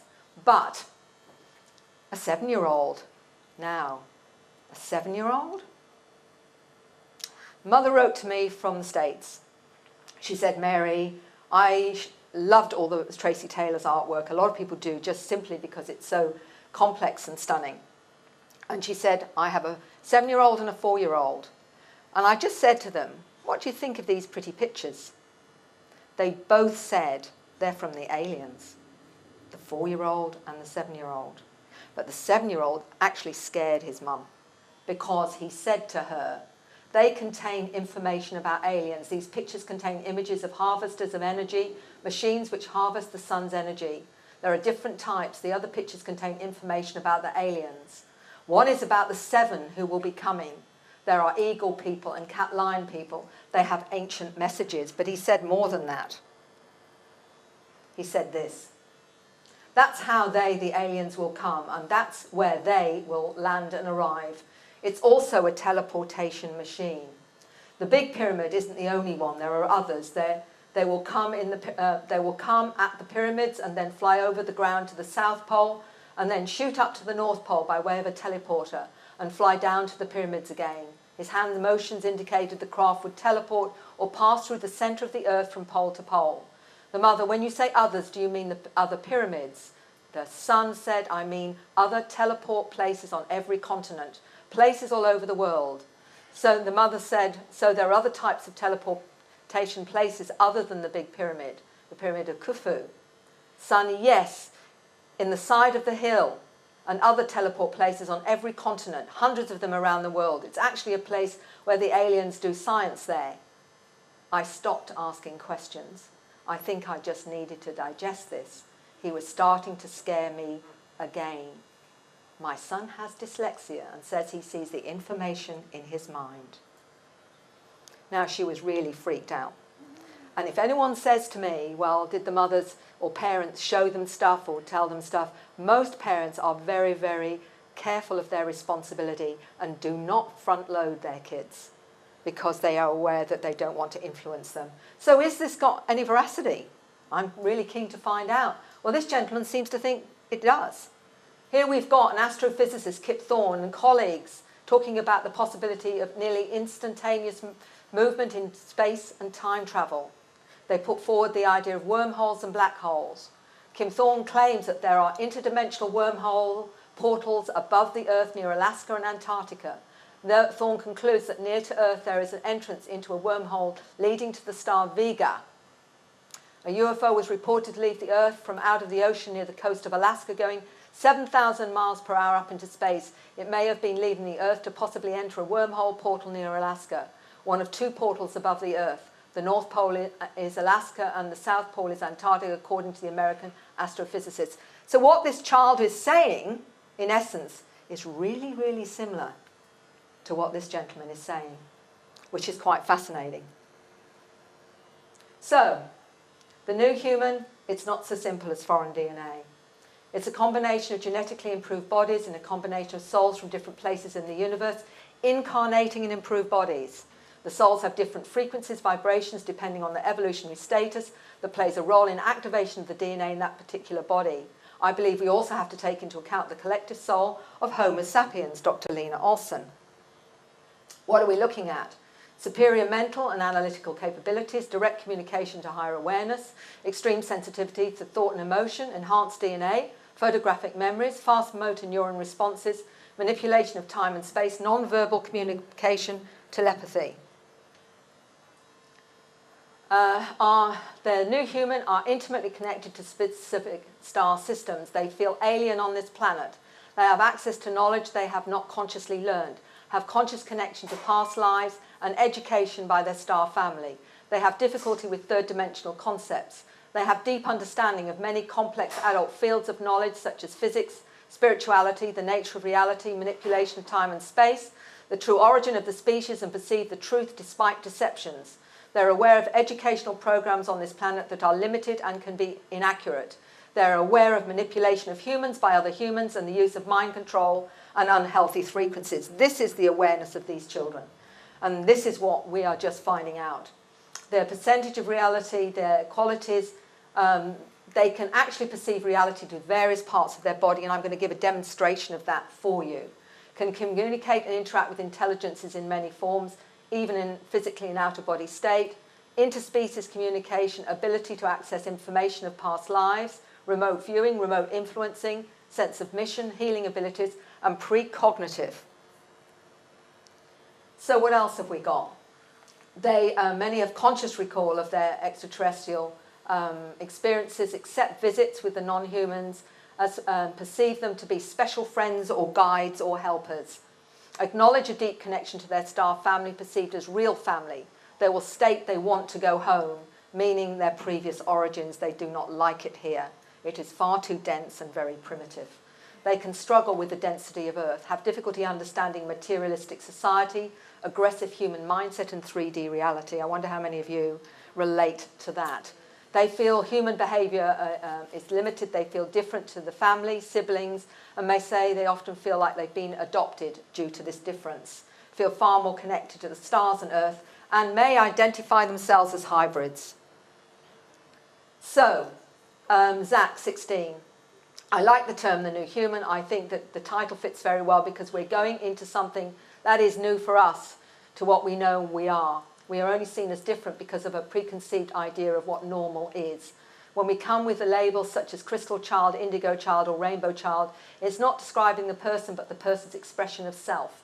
The indigo child has the warrior personality to break down the system that is wrong and needs to change. The crystalline child has the aura of love and peace, the healer, the medium bringing in the sight. The rainbow child has the energy of the creator, leader, kingship, personality, its vibrational difference. It's a term humans are using only because we have a limited understanding of what's going on. Those who call themselves these labels are just resonating to the frequency of those attributes and not staying with the status quo. Animals are changing too, personality-wise. Animals are evolving as we are. I believe humans are evolving into another huge leap right now. Our body has enough energy to make improvement. So the new human is a great title. So this is where they're resonating to that. So, yes. 5 and then a break. Yeah, 5 minutes, then we'll have a break because I'm sure you all need it. Extraterrestrial communication, a forthcoming pregnancy. So many tell me they were aware they were going to have a special child. Okay, before I became pregnant with my now son, a tall, wispy, long-fingered ET told me that the male child in my body would be gifted. Many parents are told that their child is different in some way. And I'm just keeping an eye on the time. I'll give another 5 minutes. Past life recall. I came through a portal in the sun, David. Many of these children are born these days have memories intact from their previous existence on board craft as extraterrestrials. They're kept on track by continuing their interaction with their cosmic family while they're in human form. In the free survey, 96% said ETs travel to and from other dimensions. This is 4,000 individuals surveyed in the free survey that I'm going to talk about. 96% were aware that there's more than just this particular dimension. Past lives on other planets. My daughter has talked to me about her life on the Crystal Kingdom, that it's far away from here and no one is ever hungry or sad. She said it's wonderful and our special friends are there, but they aren't really special because everyone is a special friend there. Note, I think that's her way of saying everyone is an ET. That was her mother saying that. She told me that everyone lived in a giant crystal building and it was clear like quartz. She picked up quartz to show me what she meant. She has described living in a jungle world with other cat people. This is a lady from Canada talking about one of her children. I was a light physicist on Orion. I worked on time travel technology on Orion. The closest to my scientific understanding on Earth is the work of Nikola Tesla. He said scientists are pretty dumb here. They really haven't got a clue what really works. This is a 9-year-old child telling me this. Okay, he said there is nothing on this planet that's out there yet that even begins to relate to the work that I was doing on Orion. It is very humbling to talk to these children, believe me. I'm finding that out. I'm nearly ready to stop. I just want to go through another couple of quick ones. My last life was on Mars. I used to build interstellar craft. There's been wars on Mars with various groups of extraterrestrials. And we know that Mars has many anomalies on its surface. Anyone who's interested, go and look at some of the things that are on the surface of Mars and it will blow you away to show evidence of that. This young gentleman told me he could build an interstellar craft, not because he was downloaded, but because he remembers from his past life. And I'm going to end there to have a break. I don't know how long the break is, but we'll take it up when we get back.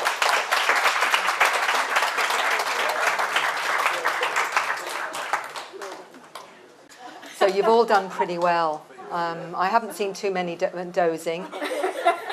I do understand that you'll be getting it at a subliminal level.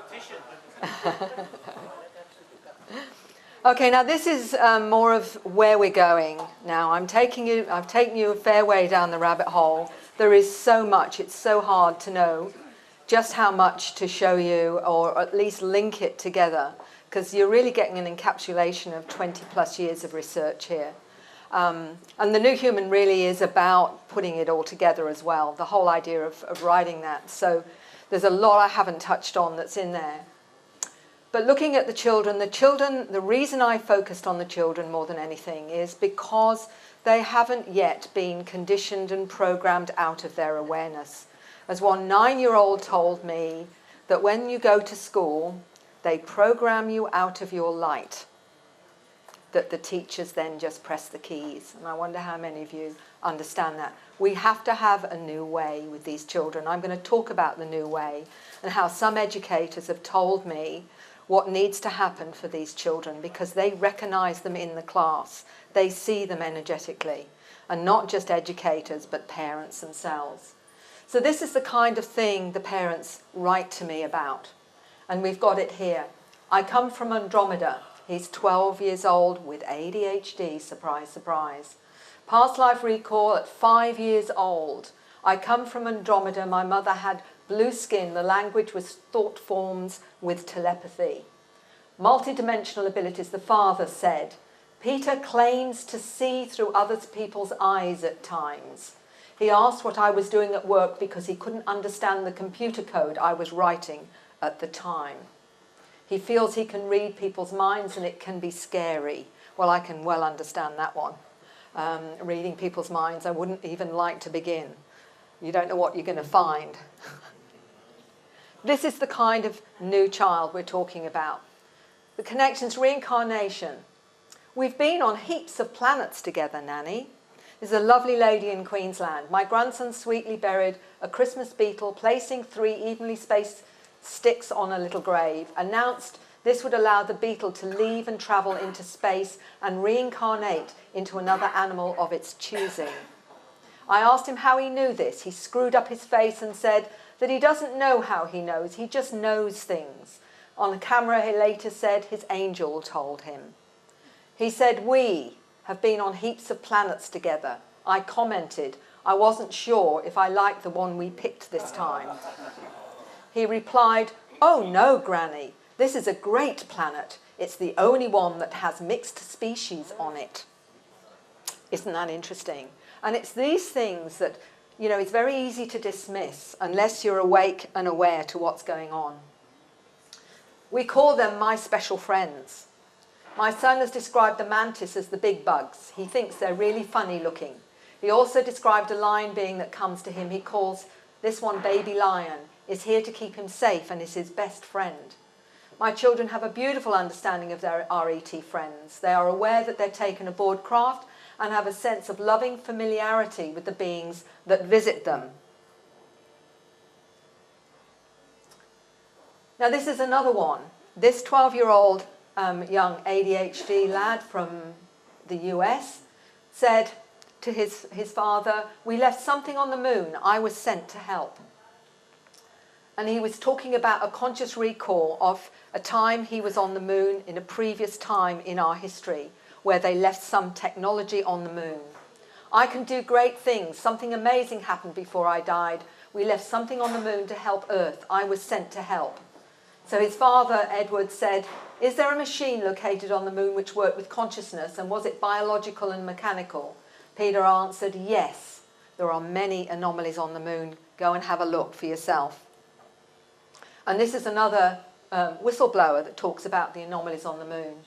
And he said in this statement, and this is really quite fascinating, He said, a base was discovered on the dark side of the moon, top secret crypto clearance, worked with the Tactical Air Command Langley Air Force Base, Sergeant Carl Wolf.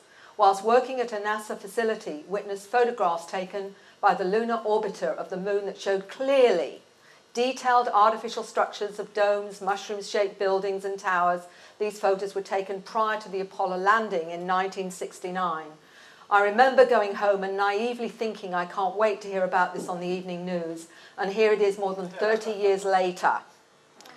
Okay, so this is when you start to look for corroboration of this. Now, this is a young man. Some of you may be aware of Boriska in Russia.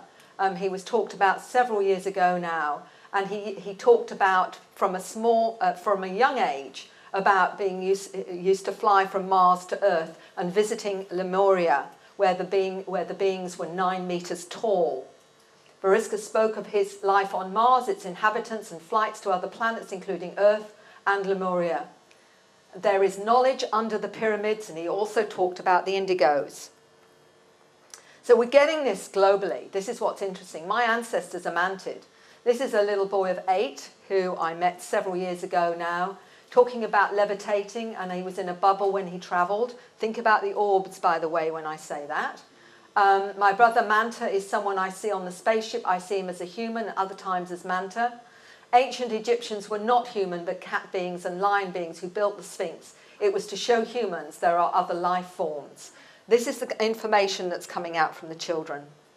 Here's another one. Our programs for humanity awakening to our heritage. The witness testimonies suggest there are complex, multi-layered, numerous, orchestrated programs and strategies to instigate, trigger an evolutionary shift in human consciousness through the collaboration of numerous non-human intelligences. Witness testimony suggests some programs are meant to activate dormant DNA for us to access our full multidimensional potential and realize our true cosmic heritage. I wrote that because for me, this is what I am noticing with my research. And this is now quite interesting. This is a researcher who helps with autistic children, and his wife has interactions with the mantid. She is a world-renowned therapist. They actually said this: what you say here is totally confirmed by Sandra. This is exactly what she told me.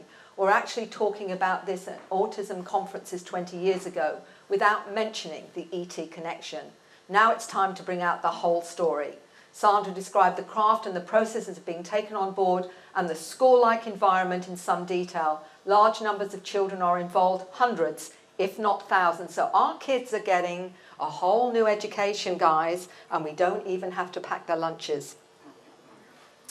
Here we go. Space schools for new humans, described by Whitley Strieber. Many years ago, he was mocked quite a lot in the UFO community when he talked about being taken at 9 years old to be taught various things. And he said, remembering the journey outside of time was another step. 9 lessons involved in the manipulation of time, because learning how to use time as a tool is the key to reaching higher consciousness and a real relationship with the beings. It was in his book, The Secret. Schools. So, schools on the craft. I remember physics classes at the age of 3 or 4. This was written to me by a gentleman from Queensland. Your website came as a revelation. I never before heard of anyone having alien classes as a child. It's been both a blessing and a curse all my life. I remember being given physics classes at the age of 3 or 4 in a classroom of children of similar age. Now, just think about that. I remember the details well and have an avid interest in physics since, although not mathematically inclined, so I've not known what to do with the information.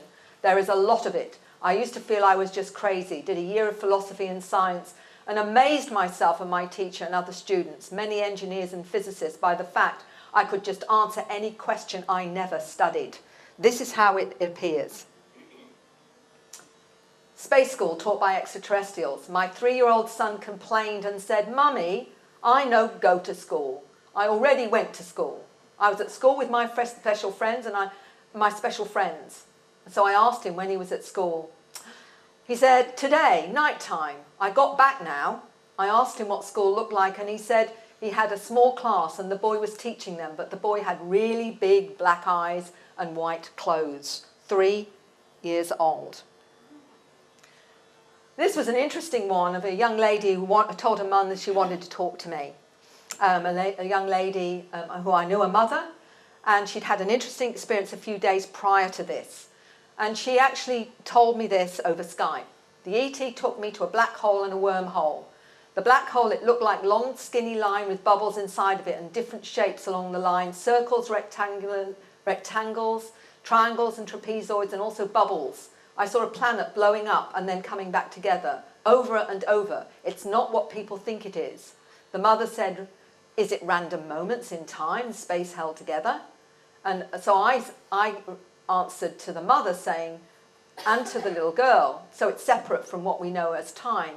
And the little girl said, yes, but it changes shape on the outside. She said the wormhole was grey, then fades to white and black, and it's like a tube, and you see parts of time and things in human history like pilgrims. You can go back in time. You can see aliens and dinosaurs, and it feels real. Now, what child can explain in detail that kind of experience? And that's what gives it such a compelling flavour. Magic school. Do you have any good dreams last night? Yes, Mum, I finished magic school. So what did you learn? Everything, mostly science. I learnt about space and gravity. Time controls everything. Time controls all. My son says that a white light comes through his window and suddenly he's there at the school. This is going to space school. Samantha recalls her daughter's conversation about the drawing. All that's happening is that they're in a spaceship in a craft. The craft is grey and the windows are blue. Okay, that's one of our special friends, and she's talking about the being with the funny hair. Her hair is half girl and her body is special friend. The colour of her hair is light brown and she has thin hair. Interesting, the thin hair, because we're talking about hybrids here. That's a boy that's jumping so he can look out. He's not tall enough yet. There are stars and the moon and the sun, and the big ones are planets of Mercury, Mars and Jupiter. She said, the special friend has a hybrid body. Her hair on her head is not as thick as hers. The hybrid home is cold and everyone leaving, and Mars is their new home. Now, this is the information that they're coming out with, which is quite fascinating, and the drawings, of course. My daughter has no fear. The daughter explains, it's a boy, a special friend, she's talking about the being here, who walks through the window. It doesn't matter if the window is open or closed. He comes in when we're in our bunk beds. Mother asks, so why did he come to see her? He's telling me all about your baby. It's a baby boy and it's going to come in your tummy soon. He, the being, comes at night. He was telling me all about outer space. I woke up in the night and I thought I heard little footsteps, and then I just went back to sleep. I thought it was you, Mum and Dad, but I saw a white foot and I said, don't be afraid, I'm a nice person. I'm sorry I scared you. I said that so it, the being, wouldn't be afraid of me.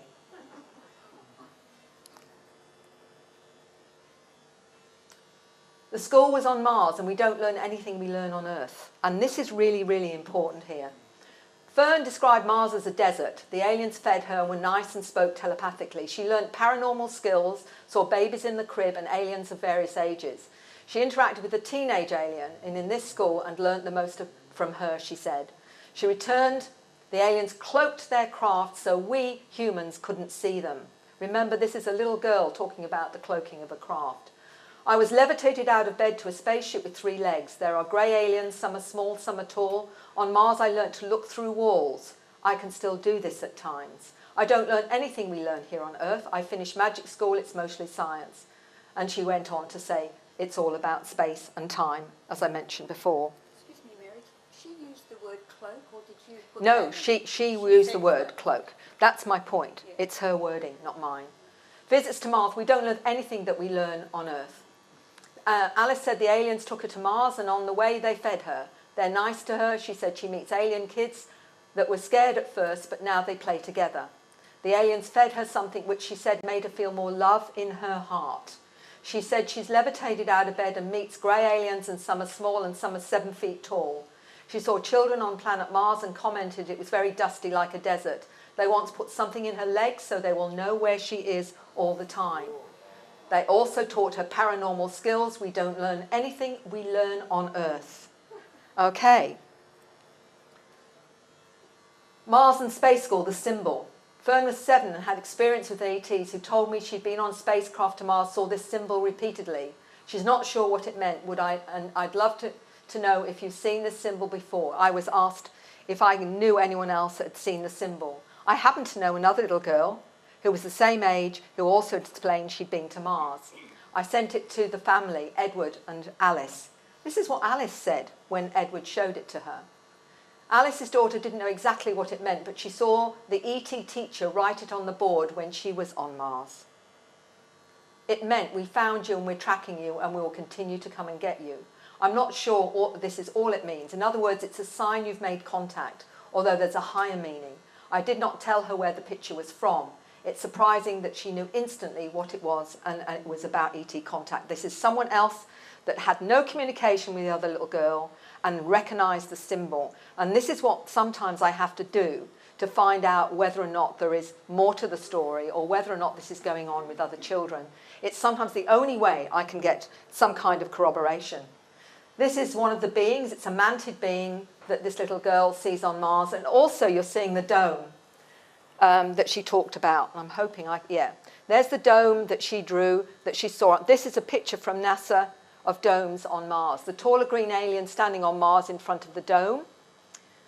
This alien is important to the community because he's very different to grey aliens. The grey aliens don't need clothes because of their species of aliens. Remember, this is the little girl speaking. The green alien is rare. It doesn't talk at all. The grey ones talk all the time. The domes on Mars can be black or white. So this is the drawing the little girl did of her visit to Mars. So they're shown planets. They're taken to planets, including the Moon and Mars. They only took you, Mummy. My special friend said I had to stay at home. My 4-year-old daughter told me she loves going on spaceships and looking at the stars. She tells me she loves them and often wants to go home. Very interesting. She speaks as casually about her special friends. They come at night time, they look grey, I guess. Some are shorter than me, some are taller than me. They use their mind to talk to us. Friends are really tickly on their body. They play with me and take me places. Now this is going through children not just in the US, but the UK as well. The Pleiadians taught me. And this is a really interesting one. This is a fascinating. At 10, maybe 11 years, I was getting dreams of Pleiadians coming to me. They also came to me when I was between 3 and 7 years old, but then they stopped for a while. It was to protect me. When they came back, I would have dreams. They'd teach me how to channel energy, manipulate the matrix, how to move objects, and how to manipulate people's thoughts if they were angry with me. So they're taught on a lot of different levels. And these are some of the training and syllabus, and it's quite complex. Quantum physics, the holographic nature of the universe, the awareness and connection of all sentient life, levitation abilities and skills off-world, understanding spatial geometry of thought, how to operate in a multidimensional reality states of consciousness, how to communicate, interpret, interact with interdimensional and non-human intelligences, out-of-body training, telekinesis, telepathy and mind melds, multidimensional ecology, manifestation-directed thought and emotion, healing skills and working with energy, the true history of man's origins, and universal spirituality. So it's quite, and I'm sure I've missed some out. Michael and Julia have had many OBEs comment on this experience that Fern was talking about. Michael's seen the Milky Way, and this was about the wormhole, by the way, because he goes out of body, this gentleman, and the planets that would blow up like Fern is describing. The black hole, its moments in time played over and again like a loop. Julia says, I can confirm it's exactly like the child says, and this is because her partner and her go out of body. She said, Fern says, the black wormhole, I went in and would go back in time and you can see little aliens. I saw an animal, I don't know how to describe it, but just a giraffe, just like a giraffe that had a skull for a head. It was stuff back in time like I saw with the dinosaur and stuff like that. Notice this is exactly how the child described it.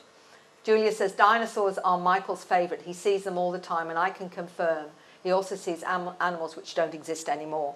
So in other words, someone who went out of body, an adult, has really confirmed some of this information. This little boy here says that when I go back to my mantid family when I die, so in other words, they're talking about going back to their star origins when they die.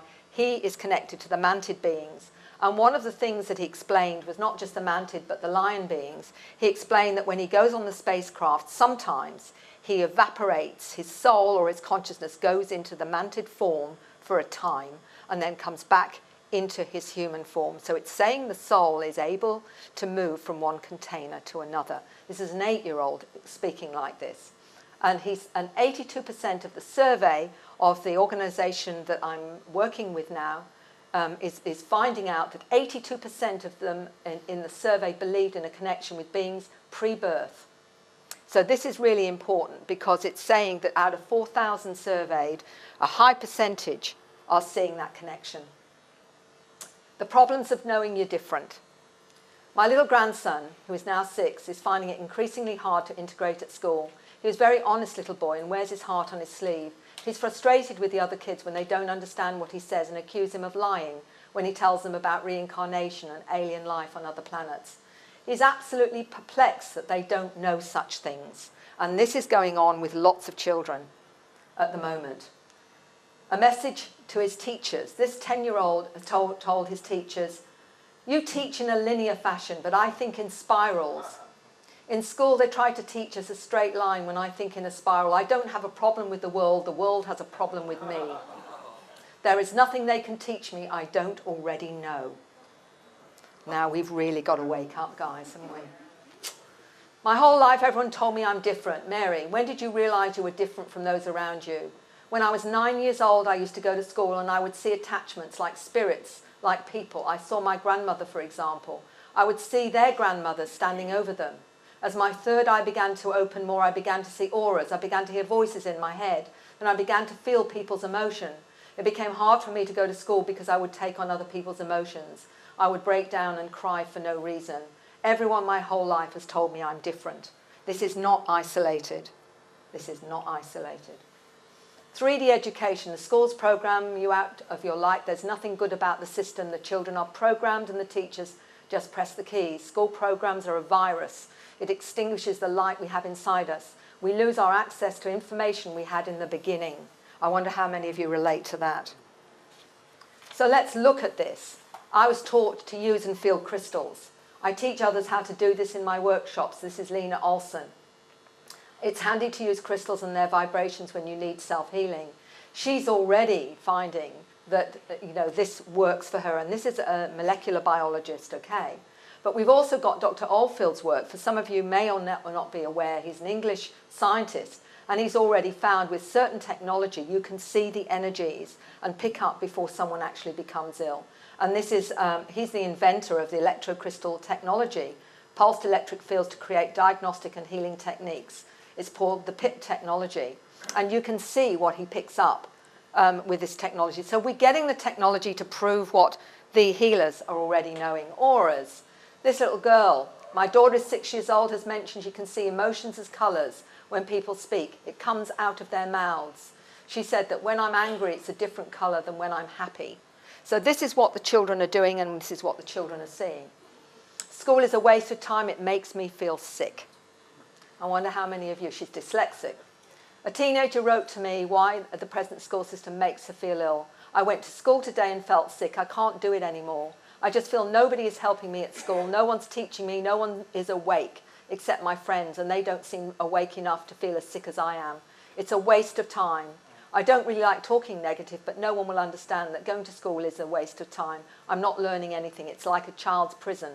They don't question what society thinks or how we live on this planet, yet they have to pay to stay alive, pay to go to work, pay to eat, pay for water, pay for shelter, pay for power that could be free, and use cosmic waves that can let cities never sleep.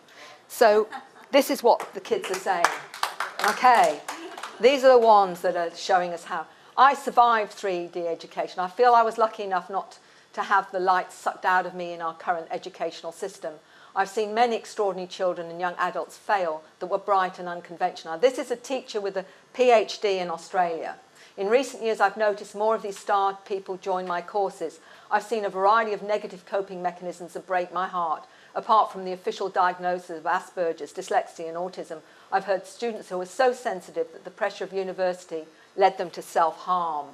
I can always tell when a star student is out of balance because their energy field is not smooth, and often there's frightened or dissociated look in their eyes. I do everything to make my courses stimulating. This is a teacher who's written a curriculum for the new kids. The star children will force teachers to adopt a new pedagogical philosophy centred on the individual learner. The learner sets the pace. I believe a peaceful atmosphere allows for an intrinsic motivation to arise. Teachers of star children will have to become flow teachers that subordinate teaching to learning and centre students' attention on the challenges and inherent satisfactions and learning something new. We have to make another evolutionary step, and I'm going to show you one of those in a minute. Schools will have to rethink their curriculum.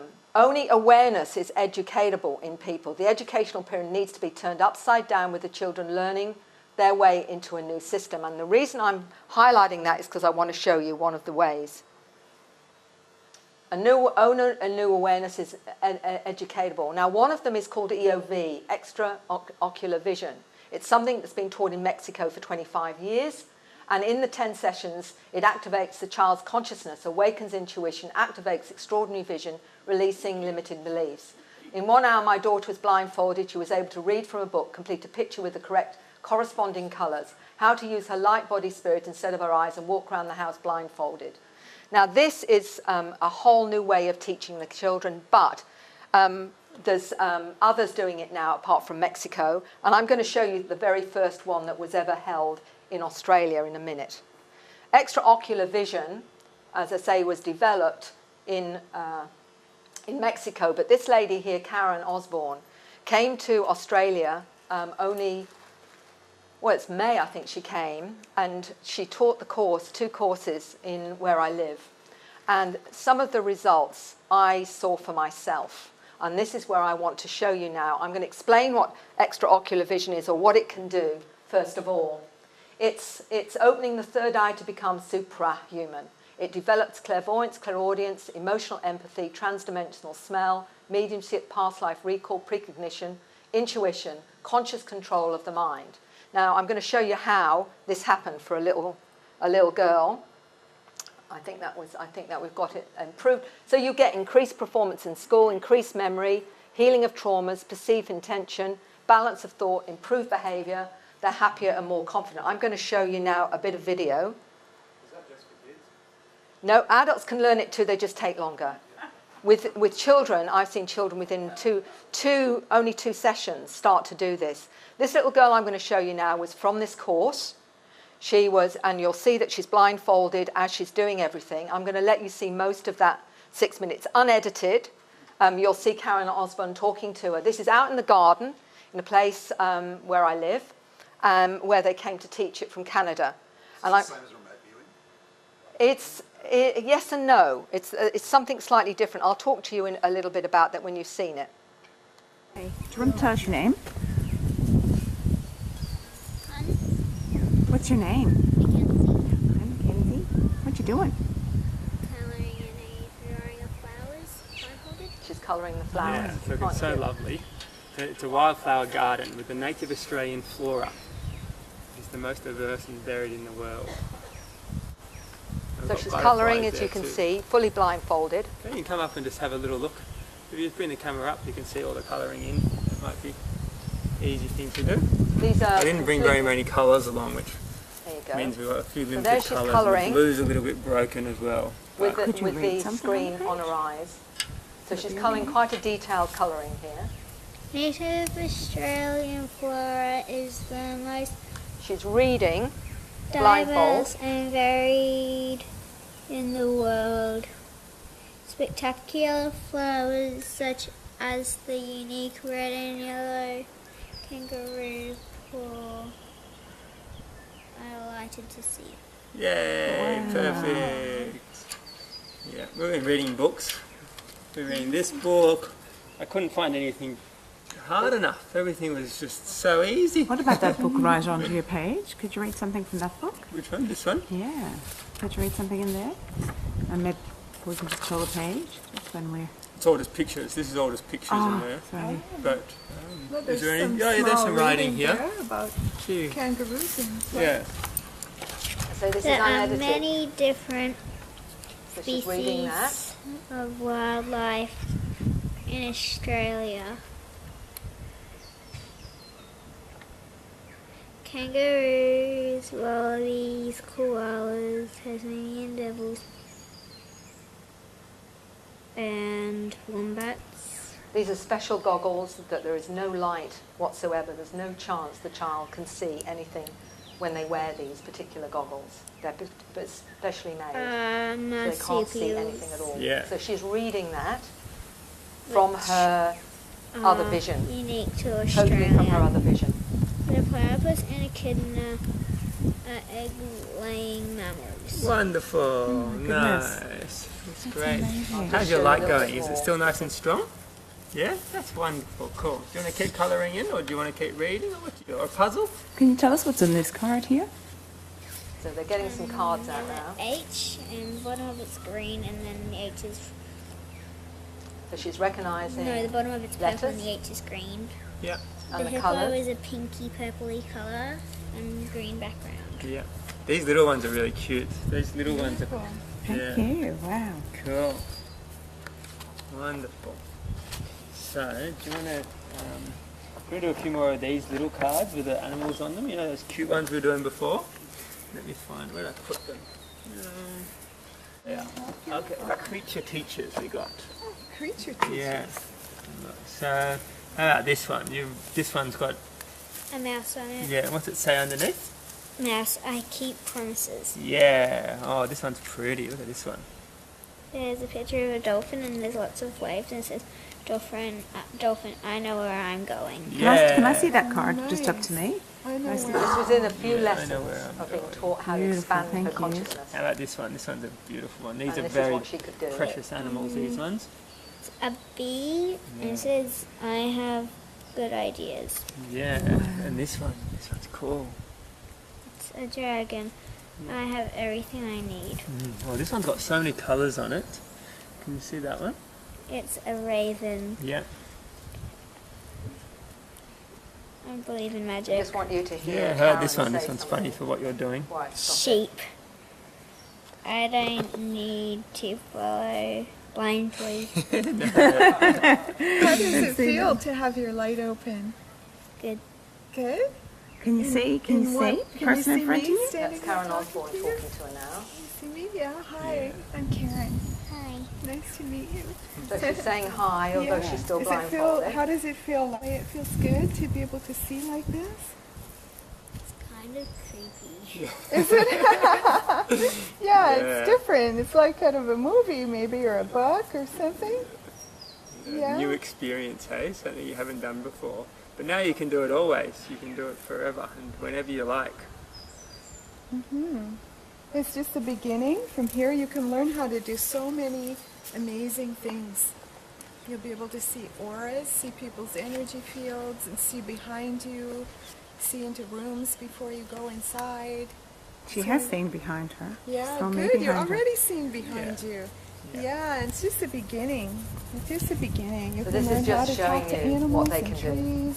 I've got more, but I'll stop it So there. many things. Whatever, Yeah. whatever your heart wants. You So can they even learn show how her to a help necklace, and she describes the necklace that's in front of her as well. So this is the abilities. Now I've got a postscript to that I think you'll find fascinating. After this course, one of the grandmothers wrote to me, and her grandson done the course. And this was the email that I got. The kids are doing really well with the ICU training. Seth asked his mum if he could take his mask to school to show his friend. When she picked him up after school, he said he gave the demonstration in front of his class. Before this, Seth asked his teacher to try the blindfold on to test if she could see, and told her if she has any doubts to put tissues in the bottom of the mask. He instructed someone to hold up their fingers and told them what he saw. He then asked the teacher to give him a book from a classroom next door and to read from it. He said that when he took it off, the blindfold, everyone had their mouths open, even the teacher. He explained he was seeing through his third eye and they'd just forgotten how to use it. All kids can do it. He then left the mask on and proceeded to navigate through the playground in front of the whole school and went to his sister's classroom to pick her up and walked to his mum waiting outside. So I guess the cat is out of the bag then. Now this is the first course that's ever been done in Australia, but it is something I believe that will go global, and it's really wonderful to see that what the kids can do. This is what we're going to be starting to do, because this is the way we need to teach the new children, I believe, as a very powerful way of giving them and empowering them. From verbal language to telepathy, thought transplanting from mind to mind, a new way to educate. I found I could just go into their mind and absorb the concepts directly, and there was thought transplanting going on My bank of information was merged with theirs and they re-schematized their own knowledge systems accordingly. Ancient symbols hold the conceptual keys that trigger within the observing mind without the teacher being present. This is the new way. This is interesting, children out of the box. As the children are being more creative and out of the box, so too will the teachers need to keep up with them. I can tell you now, a room full of star kids versus one super 3D teacher, and the teacher will always lose. Slowly the children are asking for music in all they do. Time for meditation, yes, something I promote in my teaching. Time outdoors and time to explore their own passions. I am delighted by this. This is one of the new star teachers, or star kids teachers. This little boy, without any prompting from his mum, he said he was I never taught my son meditation, but my son placed a pyramid and crystals in a configuration in front of him. He said that each corner of the pyramid represented specific feelings. He placed a clear crystal bead ball on the point of the pyramid and said it represents love, and said that that is what he was focusing on during his meditation. This is I think he was 5 or 6, that child, there. Your children belong to no one. My first pregnancy, a voice told me my children are not mine. My 9-year-old daughter gets important messages in ET languages and has helpers who guide and teach her. My guides, Imoko is blue, no hair, no ears, human eyes but bigger. The green being is male. My friends are here all the time. It's dangerous to come and help here because memories can be deleted at birth or by education and drugs. The star languages are from a place outside the universe. The healing words in ET languages heal water. This is a 9-year-old speaking about her experiences in Northern Europe. My skills healing through star languages, I have no problem believing that. Dr. Olsen, molecular biologist, said, the spiral formations I've been working on with my water research, loading energy back in water, helps healing, recharging, strengthens the energy field, the aura, wherever it's pointed at. Healing works on a cellular level, whether you believe it or not. The healing from my hands affected the protein binding to gene P53, which plays a role in turning genes on and off. Dr. Olsen. And here we have this. Taught quantum healing through her encounters, how it reaches problems at atomic level. I got taught by my non-visible friends how to enhance and direct my energy, how to partly leave my body to be able to go into my client's body and feel the problem. I do the same thing to connect to their past lives or problems in their present that can cause imbalance leading to the problem. I correct and balance these energies. Manipulate matter, I can open a tight lid if I focus my energy outside my body to reach the atoms and elevate them so that I can then move it. This is Dr. Olsen, one who's already activated. This is an image of a school project. A boy from his 17 did this when he was 15. He was allowed to do this as a school project, and he explained to me the picture. And this is now in New Zealand, which is interesting. He did this as a school project. He produced this model of technologies resonating on pure light and sound with crystalline generators to increase the vibratory level of the physical world by crystals around the pyramid. He stated those in the pyramid could protect the vibration of those outside the pyramid and send it around the globe. So he's talking about a school project that he manifested just to show how it works when he was all of 15. Here we go. 9-year-old Ben's special abilities. I can see with my eyes closed, see through other people, go out of body to protect other people from negative beings. Advice when feeling sad, think happy thoughts for 15 minutes. Now this little 9-year-old, I'm going to show you, this is what he said. My name is Ben, I am 9 years old, and I am going to tell you some of my special abilities that I can do. One of my abilities is to see with my eyes closed, and the other one is to see through other people, and the other one is to go out of my body to protect other people from demons. And here is some advice to other star people like me. If you ever feel sad and you want to stop feeling sad, just think a happy thought, but for around 15 minutes. Any shorter than that, and this is advice to everybody, any shorter than that, you will feel sad again, and you'll want that more. So, but if you do, say like do it for like 15 minutes, it will kind of stop you from feeling sad, and then you'll have that thought in your mind. And if you do that when you wake up, you'll feel all energized for the day. And that's how, if you like get a bad sleep and go, oh, I'm so tired, you just go and think about a happy thought and close your eyes for a minute and meditate with it. And then you'll just sink into your mind and you can't get it out for the rest of the day.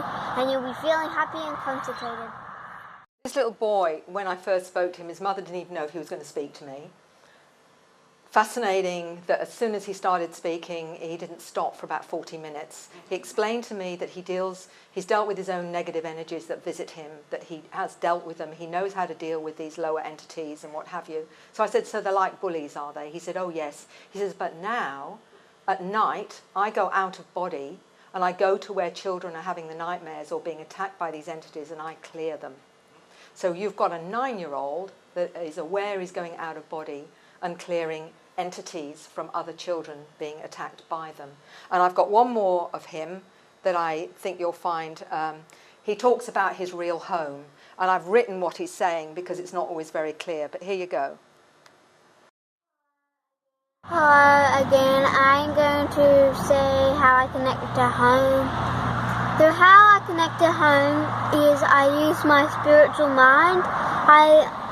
Although some people in my spiritual home do not exist anymore, I can still connect through spirit.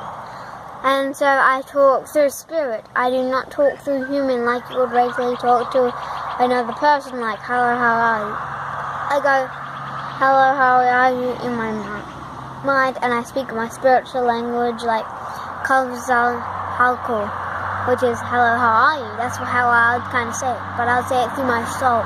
So you would basically not hear me say it, because that's why I don't sleep talk, because I do it through my mind and my soul mixed together. I can talk to other souls exactly like mine, and that's how I connect to my real home.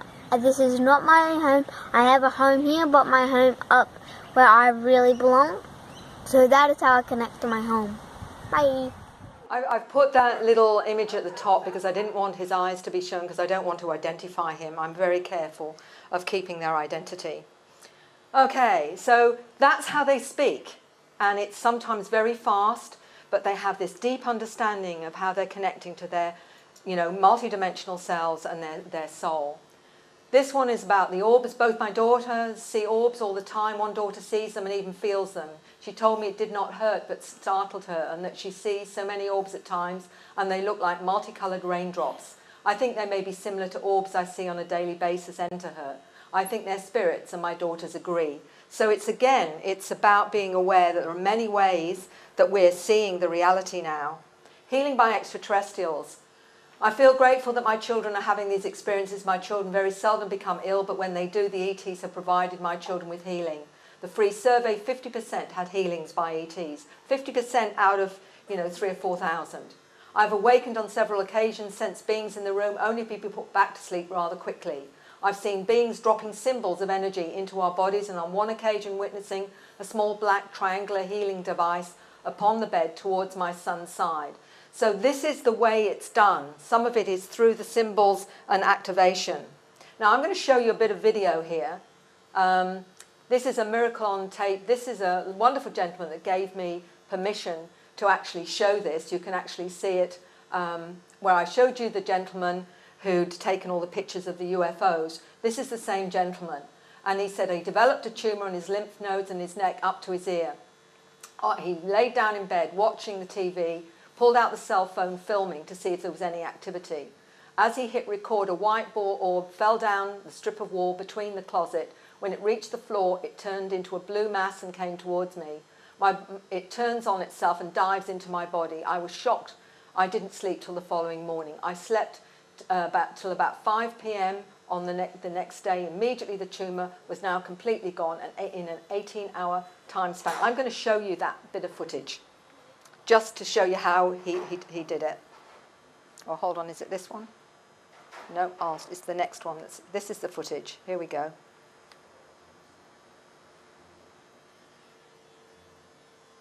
There's the orb. And go straight into his body. I believe they wanted me to witness this event, but I have no doubt whatsoever. It only started when I hit record, and it was in the exact spot to catch it. I have had craft coming to my house every night for months. Jim Schaefer comes from Canada.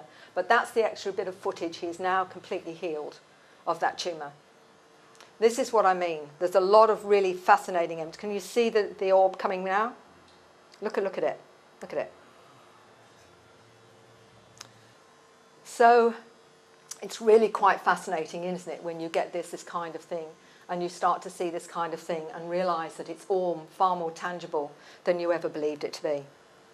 So that's another little bit that just helps you. It's something about seeing is believing, isn't there? To be a hybrid is to be awakened. And I'm getting towards there. How long have I got? Am I nearly there? Shall we do questions at 4:45? Yeah, I'm nearly done. Yeah. I was told I was hybridized for expressing the human genome. To be a hybrid is to be awakened. There are many different agendas on this planet and each species has their own programs. What I've been told about hybridization is that to expedite the evolution of humanity, it's not like hybridizing us by replacing our DNA with theirs. It's not like that. We already have their DNA in our bodies. They are activating it through frequency and light manipulation. The consciousness that we are vibrating at is the attributes we will take on. So if someone is strongly connected to Arcturians, they will take on Arcturian attributes. If one is connected to the Greys, it's the same thing. I have a friend, he's a Grey hybrid, and he's very short, oval eyes, round head, pointed chin. It's what the consciousness you are connected to which creates the expression.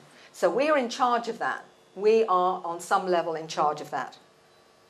The new human we're talking about now, this is what these new kids are aware of. Look at it. They do not need governments to tell them we're not alone in the universe. They already know that we're not.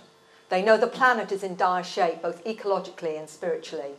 They know we're lied to and manipulated. They know we're educated and programmed into a limiting and limited reality. They know about covert technologies which control the public and its fear-based mindset. They're aware of their psi abilities. They know that many extraterrestrial species visiting our planet. The new humans are here to wake humanity up. They are aware of that mandate. One of the things we've got to start being even more aware of is this: we need to accept the inarguable conclusion the universe is immaterial, mental and spiritual. This is a professor of physics talking about this at Johns Hopkins University. As you focus closer and closer on the structure of the atom, you will see nothing. You would observe a physical void. The atom has no physical structure. We have no physical structure. Physical things don't really have any physical structure.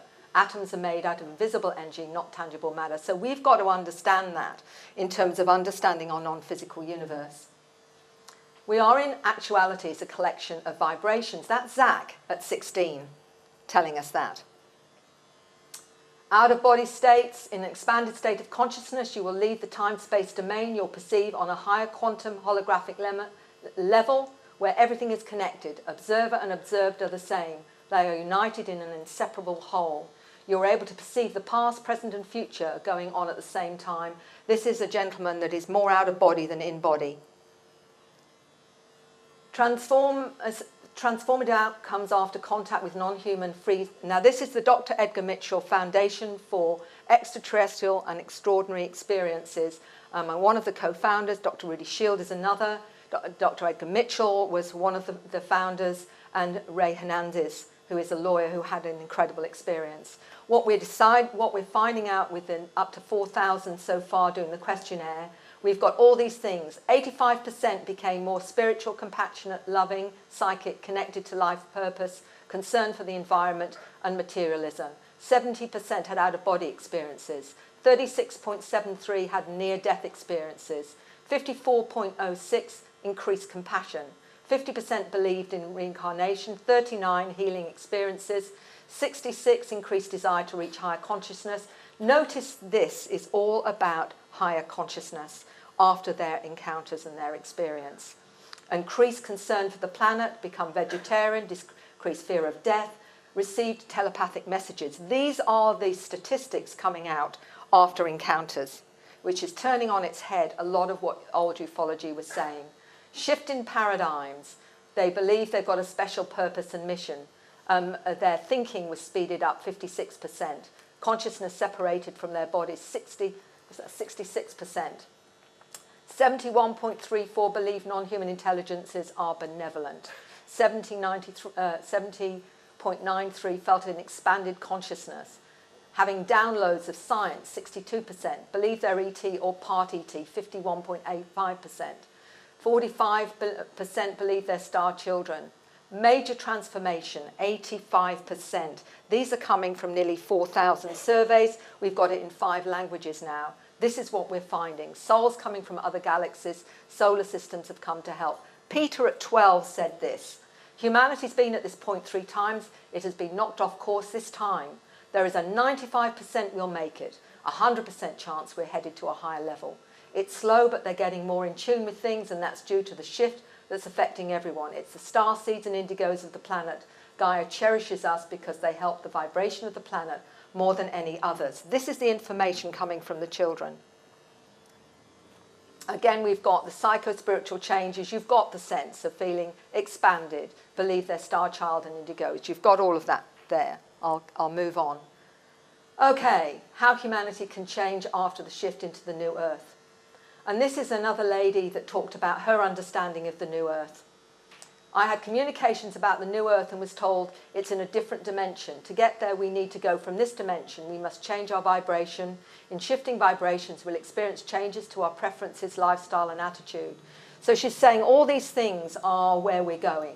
Adopting, increased psychic abilities, accepting of beliefs, not interested in addictive substances, decrease in disease, more empathic, communicate with plants, have the ability to change the molecular structure of water, age more slowly, function on less sleep. These are the things that we're headed towards. All of this is in chapter 1 for those that are interested. I am contacted by the children and the teenagers. This is a 16-year-old from Spain. She's awakened to her non-human genetics. Her mother and dad don't get it. So her problem is this. She said she knows starseeds are those souls incarnated on planet Earth, highly connected with extraterrestrial energies and consciousness, and have a bit more percentage of alien DNA or have awakened to those non-human genetics. Therefore, their DNA codes are more activated than the average human, vibrate faster, operate through a high level of consciousness. So this is one of the beings that she's seen. Nikola Tesla, let's go back to this one. The feeling is constantly growing on me that I had been the first to hear the greeting of one planet to another. Really interesting from Nikola Tesla. This is another of the beings that she sees. Oh, you actually don't see it very well. I don't know why. Sorry about that. Born at wake-up call. At 13, it felt like a wake-up call. This is the 15-year-old. When she was 15-year-old, this is Marina, the 16-year-old from Spain. She's an ADHD. At 13, it felt like a wake-up call. I started to get obsessed about ET, science, quantum physics, and wanted to question so much.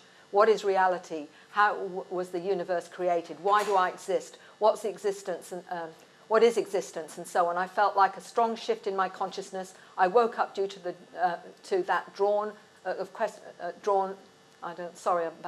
that question of everything. The thing that I came to understand is that most starseeds come here with this wake-up call encoded in their DNA, so they can wake up, which determines the point in their lifetime, so they can align to their mission. In my case, it was 15 years old. So she's basically saying we're all encoded with our wake-up call, if you like. At the age of 13, the feeling of being a hybrid started again. I looked at myself and noticed I had ET features. Nobody in my family had big slanting eyes, typical ET, oval-shaped face, elongated neck. I asked myself, where did these genes come from? And I started to feel some ETs somehow abducted my mum when I was an egg and gave me alien genes. That's a very common one.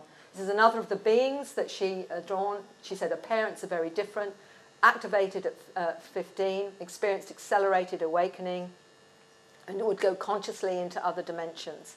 I instantly remembered that some would call my star origins of Andromeda and Arcturus. So these kids are aware of where they're from. Oh, sorry, I missed that one out. She also has seen black helicopters. And she says covert agencies know about them. And her big one was, I even recall having a lot of intuition and reading people's thoughts, not verbally, but the information more vibrationally. Even at 6 years old, I remember that I was being visited by black helicopters. I was in my pool and a huge black helicopter, military one, passed just above me, really close several times, and I remember that I was convinced they were observing me. At 13, I started to be manipulated by the government. They had the ability to know where the star children are, incarnated, and their abilities. And she said that she was aware they tried to influence her, but she ultimately worked it out for herself. Starseed explained, definition to me, awakened humans, incredible healing that he had with ET. And these are his books. What he says about this is this. We are the ones we've been waiting for. We've come to appreciate the universe is filled with intelligences and it by itself is intelligent, to feel an increasing sense of oneness with all beings and all creation. One of the messages the Reverend Michael Carter said, I received from the visitors is the most difficult characteristic that they have encountered when dealing with human beings is our fear of difference. This divisive fear must cease if we're to go into the next phase of evolution. A change of consciousness is what is required to make this evolutionary step. It's not what we believe that will make us better persons. Our behaviour does. So we've got to walk our talk. Okay? So here we go, the consciousness shift. It's due to the shift that's affecting everyone. It's the starseeds and indigos of the planet like us. Gaia cherishes us because we can help the vibration of the planet more than any other. There is a new dawn for humanity. The new human is here, and it's going to be you. Human beings have no idea how amazing they are, but they have to believe it first. So it's up to you. There you go.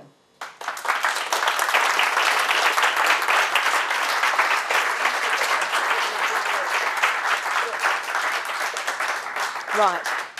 Now, before I start, does anyone want to hear the full little bit of clip of the little boy doing the activation of the DNA? Do you want to? Are you all up for that? I'll find it while Mariana just talks for a second. We need to be out of the room around 5. Mark, you wanted to find out if anyone wants to sign up for the conference. Could we do that downstairs in the cafe? If you want to sign up for that conference, meet Mike downstairs and Alex and Leanne downstairs in the cafe. Thank you. All right. Book signing. Mary, there are a few people who want books I will do that in 2 shakes of a dog's tail. If there's time, we'll do it over there. If not, again, in the cafe downstairs, we'll find a table and you can get your book signed there. Right, I'm nearly there. I'm just finding it. I'm not sure which one it is, but I'm nearly there. Right. New human. Here we go. That's it. Let's find it. That's it.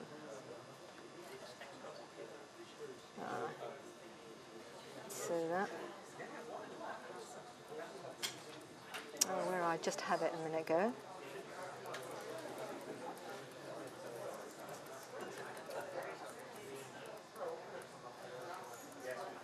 Here we go.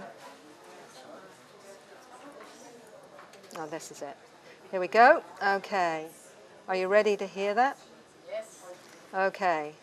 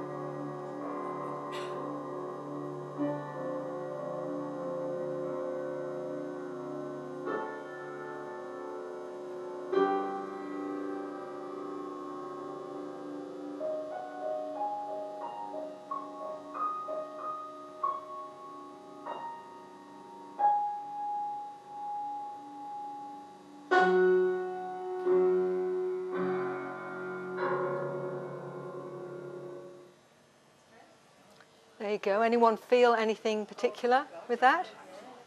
Some of you? Relaxing. I just want to say, some of you might know that I'm a piano teacher. I have a student, Mia, who's 8, and this is what she does when she comes to my class.